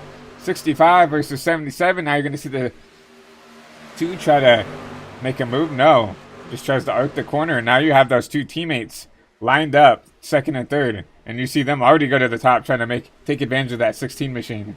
Side by side for the lead. Boyd Hoggan on the outside of Kyle, the number 2 machine, right behind them. Watching what's going on in front, still 2 by 2. Coming out of turn 4, coming to the line. 8 laps to go here at the line, side by side. Wow, what a race going in 1 and 2, still side by side. The front 2 rows. Keenan and number 65 now going to try to use that top to make something work. Try to get up to that fast car of the 18. Going to try to push him out as well. 3 wide for the P2 spot. 3 wide for P2, looking for the lead still. Is Zander short? 2 open drivers in the top 4. They're racing for this win. They want to win. Boyd Hoggan has the help on the outside lane from the 65. He's trying to push to the lead. Here he is, back up to the lead. Boyd Hoggan. Yeah, what a push by the 65. Almost borderline to wreck that machine, pushing him so hard. And now you see the 2 all over the back end of the 16, trying to look 3. And look at the blocks by the 16 trying to keep that bottom line going. This battle for second place is allowing the 18 machine of Boyd Hoggan pull away just a little bit. The second car on the outside, a little bit of a blink there for that second position. But look at that, Boyd Hoggan loving everything he sees in his mirror, letting them battle out just a little bit as he's going to have to put the block on Kyle. Little bit of rubbing for that third position. That's going to wash the 65 high. And the number 2 and the 65 make him move. Make some contact. Now Jacob Quill trying to look to the bottom. The 2's going to block that run. Wow. Now the top 3 cars are all single file. 2 wide out there for that fourth position with Jacob Quill on the inside. Boyd Hoggan all the way down on the apron. Not trying to give up the inside, but 16 now looking to the outside. Back side by side in 1 and 2. Looking to be side by side out of turn 2 now. Side by side is going to get a run here, but that number 2 is going to go up and push that 18 out. And going into turn 3, that 16 still has the quarter panel of that 18 right there to try to side draft him back. He's doing everything he can, trying to side draft the outside of Boyd Hoggan, trying to get up to the lead with the number 2 machine, looking to his inside right there for that second position. Man, incredible racing with just less than 5 laps to go, 4 laps to go here. Coming out of turn 2, still side by side for the lead. 16, little bit of contact onto the backstretch.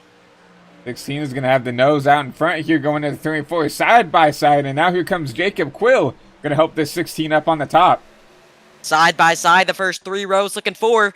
Coming to the line, Boyd Hoggan barely leads it, still side by side. Both lanes have a lot of help. Jacob Quill, second truck on the outside, trying to help the 16, and look at both open drivers on the inside lane doing everything they can to really help each other out. Big block to the 16 is going to jump up top, and now that 16 is boxed in with the 2. But here comes Jacob Quill with the top. You're going to see the 18 go down there. They block the bottom with help from that number 2 machine. And now that number 16 needs some help from Jacob Quill to get him back up there side by side with the race leader.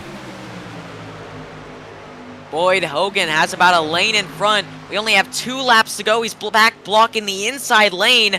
Boyd Hoggan blocking Zander short, looking to clear the 16. Is not able to do it. The 16 with a little bit of help from Jacob Quill goes to side draft the 2 just a little bit as they're going to pull away now, entering turn 3 and 4 for the second to last time. Coming to the white flag, it's Boyd Hoggan still out front. They're coming out of 3 and 4 now. White flag in the air for that number 18 machine. Now it's going to be between the fight. Who can get to that number 18 machine? Will it be the 2? Will it be the 16? White flag in the air. Boyd Hoggan coming out of turn 2 for the final time. Has the lead right now. A little bit of contact between the 16 and the 2 machine. Gets the 2 a little bit swirly. It's going to leave the 2. One last shot to make the dive bomb descend into turn 3 and 4. Looks like he's not going to be able to do it. Boyd Hoggan, looking at his mirror. He's pulling away, man. Boyd Hoggan, back to back to back. He's going to win it 3 races in a row here at Las Vegas. Boyd Hoggan, our race winner. Wow, what a finish, what a race. We talked about kind of the wreckage throughout the race, but that was an amazing finish that these drivers put on. They put it out all out on the line, but once again, Boyd just has that magic key, has that it factor right now. He's gonna three-peat, right? One Daytona. Yeah, I believe Daytona, Atlanta, and now Vegas. Yes. You see the 30 give a little congratulatory bump. Unfortunately, that went a little bit wrong. But once again, Boyd Hoggan is as they call him, he's him right now, right? Three-peat. And he's some gonna shades of Christopher Bell there. Yeah, exactly. 3 in a row here, and then you're going to see him once again putting it down here on the front stretch here. Wow. I mean, dominant performance by Boyd Hoggan. 3 weeks, 3 races in a row, I should say, as we had some off weeks there. But man, what a race, as he's now going to burn it down on the front stretch in front of all the fans on this beautiful Monday night here in Vegas. As man, that purple truck, I mean, every race, I mean, it's not getting old seeing him in victory lane. I mean, heck of a performance for that 18 in his team here at Las Vegas every week. I mean, they bring speed. I mean, it's even more surprising to see that he is an open car, right? He doesn't race for a team. He's racing for himself. And to see him come out here and dominate like he has 3 in a row in an open car, I mean, that just shows how dominant he is right now. Has no help. It's just him coming out here and really, stealing victories away from these chartered cars. As he's going to park it on the start-finish line, doing a couple little bit of burnouts, going to move up to the wall here. I mean, it can't get any more dominant than that. I mean, that right there is how you win, as he blows up the engine in smoke. That's how you burn it down, folks. Boyd Hoggan, our race winner here at Las Vegas. Dominant. I mean, dominant performance. Yeah, I mean, that's really all you have to put. I mean, you'll see here led 75 plus laps here. We see the ticker with some issues right there. But, I mean, you saw, led a majority of the laps here. And just an unbelievable race, an unbelievable finish. and a great show at the end of it for the all these drivers and everything else. But we're gonna go ahead and talk to your top three after we get your results done. Let's go ahead and look at your unofficial race results here. Brought to you by HVTV. So you see once again Boyd Hoggan, 3 in a row here at Las Vegas. He's gonna win here. At Las Vegas, Zander Short, P2. Kyle Sosnoski, once again another podium for that number 16 machine. Jacob Quill just almost there to get to grab that podium, but he's gonna still have a great run there in P4. Patrick McPeak in P5. Wenatzi Major P6. Keenan Kimber P7. Blake Rubuck P8. Chris Vickery, good finish for him in that 9th place spot, and Ray Gill round out your top 10. Adam Smith in 11th. Ryan Taft in 12th. Mason Hoffner, one of our open drivers, in 13th. Nim Silva, 14th, rounding out our top 15. Cameron Albertson, another open driver. In 16th, Austin Runkle. 17th, Gregory Valid. 18th, Michael Deitch, who we saw was involved in quite a few incidents. Unlucky day for him, but still managed to pull a top 20 out of it. 19th, Richard Bunkley. And rounding out our top 20 is Jordan Slater. P21st, you saw him caught up in that late race wreck. Dominic Lee gonna finish 21st. Matthew Campbell in that number 81 machine. You saw him get caught up in some late race cautions as well. 22nd, 2 laps down. 7 laps down, Chris Davis in that number 74. Gonna finish 23rd. 24th, Hank Moore, 8 laps down. 25th, Lucas Edwards, 9 laps down that 87 machine. Jim Mott, one of your open drivers, 26, 15 laps down. And 27th on back, out early of this race. Noah Nicholson, 27th. Chris Mathis, 28th. Josh Stoles, we knew, I figured he'd be up here trying to race for a win, but unfortunately got caught up in some wrecks. He's going to be 29th. And Jeremy T-Bon can round out your top 30. And 31st, Corey Dombrowski, sorry. And 32nd, Victor Williams. 33rd, William Ransone. 34th is the number 42 machine of Aaron Longworth. 35th, Rodney Pitcock. 36th, Noah Hunt. 37th, Hayden Hickenbotham, who did not make the race. So the top 36 drivers who finished this race, that is how it stands here in tonight's race at Las Vegas. And while we get ready to get your drivers in here for an interview, we're going to go ahead and take a little bit of a commercial break. And once again, let our people over at iRacing share their word of encouragement.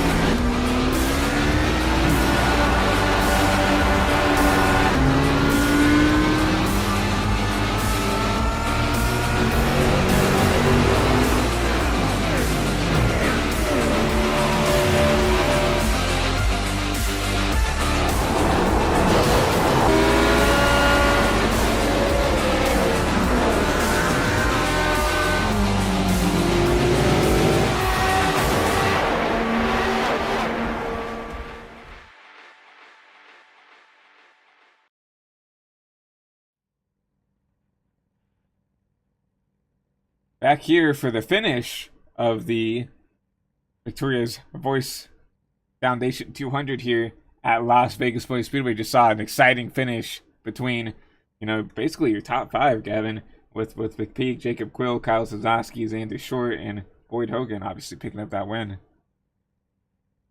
Yeah, very great job. Dominant performance by Boyd.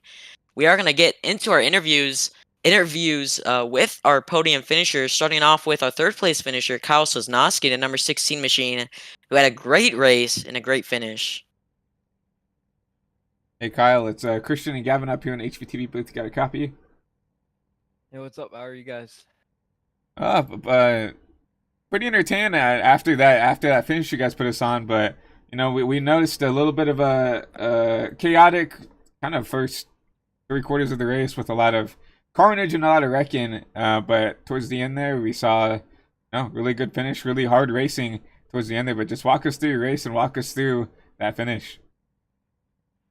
Yeah, we had a good little green flag run to start off there. I was hoping there'd be more green flag runs throughout the race and let tires play a factor into it. Had a little incident there with the 30. Kind of just, using every lane of the track in front of me.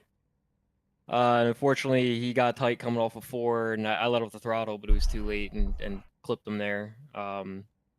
Then it was that middle part of the race just felt like caution after caution. And finally, a little bit into the third stage there, we finally started getting some green flag runs. I got buoyed there for a little bit, and I felt like I can kind of just hold that middle to outside lane, especially on the older tires. But unfortunately, got one more caution to steal the deal and essentially just make it another restrictor plate race for those last 10 laps. So a little frustrating with the cautions, but it is what it is. It was really nice seeing you up front. Definitely one of the fastest trucks out there on track.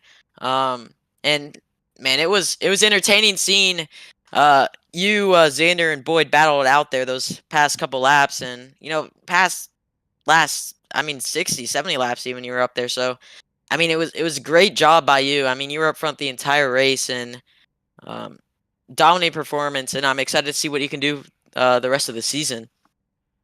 Yeah, I just got to stop finishing behind Boyd. It's, 3 weeks in a row, 3 top 5s, but just finishing and just looking at his rear bumper there coming to the checkered. Yeah. Well, that just shows how dominant Boyd's been. Is there anything that you guys think you can do to maybe slow down that number 18 machine? Stop getting cautions. I gotta say, it was from a driver's standpoint, it was a little much tonight. Yeah, as we talked about on the broadcast, yeah, there was quite a bit of cautions tonight, but this being your guys' first mile and a half, that's not a super speedway with Atlanta, right? We kind of summed it up to kind of first time racing with some of these open sets with you guys, with everybody kind of racing around each other with a car that starts to drive poorly towards the end of the run. But yeah, I definitely agree that less cautions definitely put on better racing here, but. Before we let you go, is there anybody you want to thank for this P3 spot? Any sponsors, shout outs, any family, friends watching at home? Yeah, I would like to thank Team Conti, Tim Performance, and then Cargo Motorsports with Jacob and Corey there. And also Lancaster Brewing on the truck, primary sponsor for most of the season. So definitely like to thank them and hopefully just keep on clicking off top 5s and find a way around Boyd to the end there eventually. Yeah, definitely, one of the better, more dominating trucks at the end there. And, like you said, unfortunately got that caution at the end, but still can't complete by a P3 finish. But we're going to go ahead and let you go on for the rest of the night and prepare for next week. But once again, congratulations on that P3 finish. All right, thank you, guys. That was our third place finisher, Kyle Sosnoski. Great job by him, number 16 machine. We are going to get ready to interview our second place finisher, Zander Short, the number 2 machine, who was up front that entire race, battling Boyd Hoggan. So we are going to get him in the interview here in just a quick second. Hey, Zander, it's Christian and Gavin up here in the HVTV booth. You got a copy? Yeah, I got you. Well, I felt like the 18 and the 16, maybe that you could probably toss in the 77, kind of fast forward throughout the whole race here. But walk us through your race. Walk us through that last couple of laps and basically that 10-lap shootout. Just walk us through your race in general.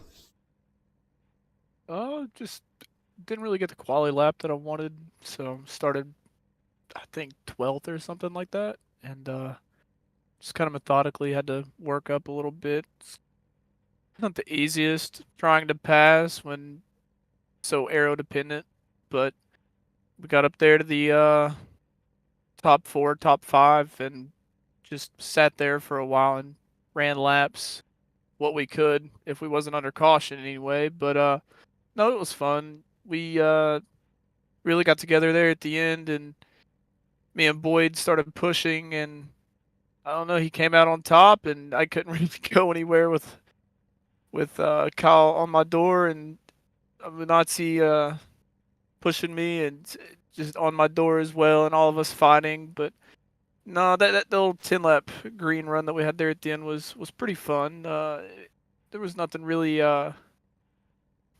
we did wrong, just couldn't make the move at the right time. But Boyd done everything great and built the perfect truck for all of us to run around, and yeah, it was fun.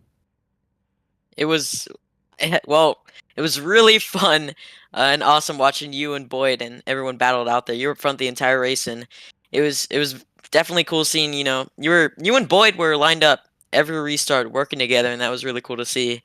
And yeah, it was very entertaining, you two racing up front. Yeah, for sure.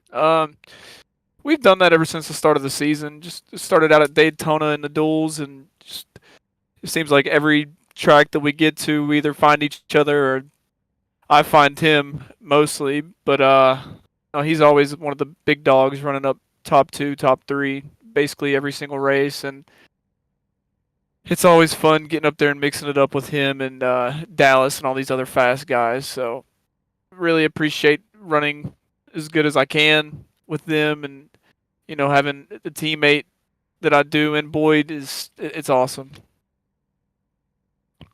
We definitely mentioned on a broadcast that it seems like any time you two got linked up, it was really hard to get around you guys. You guys had two really fast trucks, obviously you in the Ford and Boyd in that Chevy Silverado, but it seemed like every time you guys got linked up, it seemed like it took a 2 or 3 or 4 cars to get you split up and putting you and guys in some bad spots there. So I mean, it definitely showed that you guys two really do work well together, and once you guys get linked up together, it is really hard to get around you two. Yeah, for sure. It's all just aero. I mean, you get up there and you can manipulate the air on the front of somebody's car, and it pushes them up, or if you just hit the right spot on it. But yeah. Well, awesome work, Zander. That's a P2 finish for you. Before we let you go, is there any family, friends, sponsors, teammates, team members, anyone you want to shout out? Yeah, all the guys at Factory, Boyd for building these awesome setups and being an awesome teammate, and just everybody else that was racing us clean tonight. I mean, everybody up front was pretty clean, and you can't really run good races like we did if you don't have a lot of people up there in the front like that. I definitely agree. You need a good group of core guys to get you up there to be up there and be competitive. And obviously, you two teammates up there, 1-2, definitely shows a lot, and it's definitely shows a message, especially you guys two open cars really going out there and dominating week in and week out. It definitely should be a wake up call for all these teams to maybe put a little bit more preparation into maybe making it a little bit harder for you guys at the very least. So. Yeah. But once again, we're gonna go ahead and let you go down and celebrate maybe with the team with Boyd, or at least just enjoy the rest of your night. But once again, congratulations on your P2 finish, and hopefully we can talk to you maybe in Victory Lane next week. All right. Yep. Appreciate it, guys. Yep. That was Zander Short, your P2 finisher for tonight at Vegas. Once again, Zander, really dominating car, had an opportunity to win, just cars didn't fall right with those green-white checkers. And last but not least, we're going to talk to the man of the hour, Mr. 3P, Boyd Hoggan, and this number 18 machine. Hey, Boyd, it's Christian and Gavin up here in HVTV booth. You got a copy? I gotcha. Well, once again, coming out here and somehow find your way back into victory lane. I mean, 3 for 3 here in the VRS Truck Series. Walk us through your race and just walk us through that last 10-lap run. It was hellacious, honestly, for a good while. But no, stage one was pretty cool. That was good. We got Blake and I kept pretty good control there up front, and we got the little green run in there. That Kyle was probably the only truck that could hang, maybe a little bit long run. And then obviously they kind of got together a little bit, and then we just wrecked for what felt like 70 laps, maybe 80. And we had that good couple green flag runs. It's really just gone the same way with trucks this whole season so far. I was a little disappointed that we weren't a little cleaner earlier on because I mean, they seem pretty capable of it. But, everyone's trying to take. And when you're back there, you have such big runs on some guys that you feel like you have to take them. And it gets pretty hard to pass once the tires kind of wear out. So I think that was probably a lot of what was going on. And then, yeah, we had a good little race there with Kyle.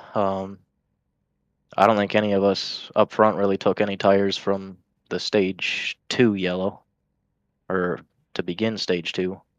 No, stage 3, because we were so good on wear really that we didn't need to. So we all saved a set and didn't really need to.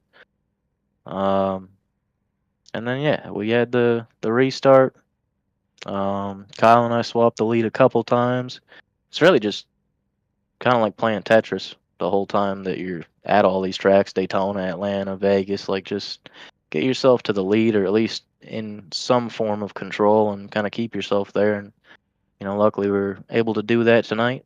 I know as soon as I got Kyle to my outside with I think 4 or 5 to go, I looked at that and was kind of just like, all right, well, I'm just gonna keep lifting to keep him out there and make sure that he doesn't get cleared down, because as soon as he had the opportunity, he would have popped right down underneath me, pushed me up a little bit, got himself to the bottom, and he'd have been in control. So it was really just, it was a good little tactical war at the end. It kind of sucks that that's what it comes down to, but we were gonna have a good race up until then, and luckily we were able to finish it out clean. So happy about that for sure. Yeah, happy to finish it. Or we're happy the race finished pretty clean there too, because definitely a lot of yellows earlier on, and man, I mean, when are we gonna stop seeing you in victory lane? I mean, that's 3 weeks in a row now. I mean, what a dominant performance, dominant way to start the season. They said with the cup ride, I think I'm stuck at I can only run 5 races. So I told Nathaniel that if we did it again tonight, I'll run Homestead, but I ain't running Martinsville. There is no shot. All right, well, Like the place, but that ain't happening. yeah, so, that's gonna be a little bit of a wreck fest. I can definitely tell. yeah, a little too fresh so far for these guys. I don't think I want to take the time out for Martinsville, but I don't know, might come back for like IRP or something I like. All right, well, Didn't really want to do Vegas too bad, but I knew we had a pretty okay truck, and it kind of the timing worked out pretty good. Where Nathaniel needed somebody, and so thank you to him and everybody at Hollywood Motorsports there for letting me run the 18 tonight. Hopefully they weren't too disappointed. We didn't really do anything in stage 1, so I think other than that we're pretty good. But yeah, so thanks to those guys for the opportunity. Thank you guys for putting the show on. It was a good race overall. Yeah, well, we're excited to see you do a couple more races this year, and see if you can go 5 for 5. It'd be pretty cool. That's a lot of pressure. I don't know. Let's get the 4th one first. But yeah, thank you to everyone at Legacy and Reaper Speed Lab. Thank you to Wifey for watching, and I appreciate y'all letting me come on your race on Mondays. I'm racing tomorrow too, and Wednesday. So we'll see how it all goes. Well, we appreciate the kind words, and once again, congratulations on your win, and good luck in the Cup Series race. Thank you, sir. Yep. That was your winner, Boyd Hoggan, Mr. 3 for 3 right there. We'll see if he can go 4 for 4 and outdo Bell next week at Homestead. He just called a shot right there that he'll be running next week at the Homestead Miami Speedway over there in Southern Florida. So, but Gavin, what a up and down race, I guess is the best way to call it. A big caution fest at the start of this race, but towards the end, once we started losing these trucks, the race just started to get slowly and slowly better, and then we had that really great 10-lap run at the end there. I mean, yeah. I mean that the little. I mean the beginning of the race. You could say first half definitely a little bit choppy. I mean, it could have been a little bit better, but the finish definitely you know definitely added up to it. Great finish, great job by the drivers. We kept it green for a while, then had that last yellow with 10 laps to go, and then great finish by all the drivers. Definitely, was definitely entertaining those last couple restarts. And man, Boyd Hogan, dominant performance, great performance by Zander Short and Kyle in the number 16. I mean, those three drivers, even Jacob Quill, fast all day. Those drivers fast all day. I mean, great work by them. And it couldn't be better than that. I was very excited going into this race, and I'm very excited going out. So, yeah, very very exciting race. Yeah, something I do want to mention is kind of your big movers and your big losers. We had a lot of guys go through the field, and we got a lot of favorites maybe who did not make it through very far. So you're looking at people like Keenan Kimber up 26 spots. Ray Gill, he's an open driver, so good for him. Up 27 spots. Adam Smith up 29 spots. You have Wow. Nim Silva up 25 spots in that P14 spot, and Austin Runkle up 22 spots. But you have to look at some of these drivers. Josh Stoles, I thought was going to be a big favorite here. He's going to finish 29th, 25 spots down from where he qualified. You look at Victor Williams, had a really good qualifying run, going to finish 32nd. And then lastly, probably Chris Davison at 74 was up front in the top 10 for that first part of the race, and then just got caught up in some wrecks throughout the race. I mean, seems like almost everybody got caught up in a wreck except maybe those top 5 drivers who was up there throughout the whole race. But without that, I mean, I feel like the race would have gone drastically different without those cautions. So Yeah, some tough luck, some good luck going on, and sucks for the guys that had some tough luck, and good for the guys that had some good luck out there tonight. So, incredible race. Great job by all the drivers. A lot of drivers showed some real speed and skill out there tonight. And moving on to Homestead. I mean, it's going to be fun. Can't wait. These drivers going to get some practice in, get all their setups ready for next week. And yeah, I'm excited for Homestead. Excited to be down there in Miami. yeah, I'm excited to go down to that Homestead Miami Speedway. Obviously, one of the other tracks we talked about earlier in the show Got that reskinned. got the graphics, and it looks so much better and so much more realistic than what you see now. And obviously, Homestead, one of the most fun tracks, at least for me to call. Right, you can go up there and rip the wall, Larson it or whatever you want to call it, but you can also go down there and paint that white line and really do a lot with that track. Unlike, unfortunately, like Vegas, where you saw it was kind of whoever could get to the bottom kind of was at the advantage there. At Homestead, I'm really excited to see how that dynamic track and the dynamic banking will work to some other drivers' advantages. And you're going to see a lot of different setups, I feel like, that are maybe made for running the top versus some guys who will make a setup that will run the bottom. So very excited to see that for next week. But once again, my name is Christian Delgado, your lead commentator and producer for tonight's race. And once again, Gavin Austin in the booth. So once again, a huge shout out to Gavin for being in the booth. Always enjoy having him up here calling the race with me. And we've done this for quite a while now, whether it's for the SSR Truck Series and now here for the VRS Truck Series. So once again, huge shout out to Gavin for being up here in our booth. And just like that, I think we're going to call it a night here. Once again, this was the VRS Truck Series here at the Las Vegas Motor Speedway for the Victoria's Voice Foundation 200, and we'll see you guys right back here on Monday at 7:15 Eastern Central for some more racing at the Homestead Miami Speedway. So once again, from everybody over here in Central Kansas at the HVTV studios, I hope everybody has a great rest of the night, and we will see you guys next week. Good night, every night.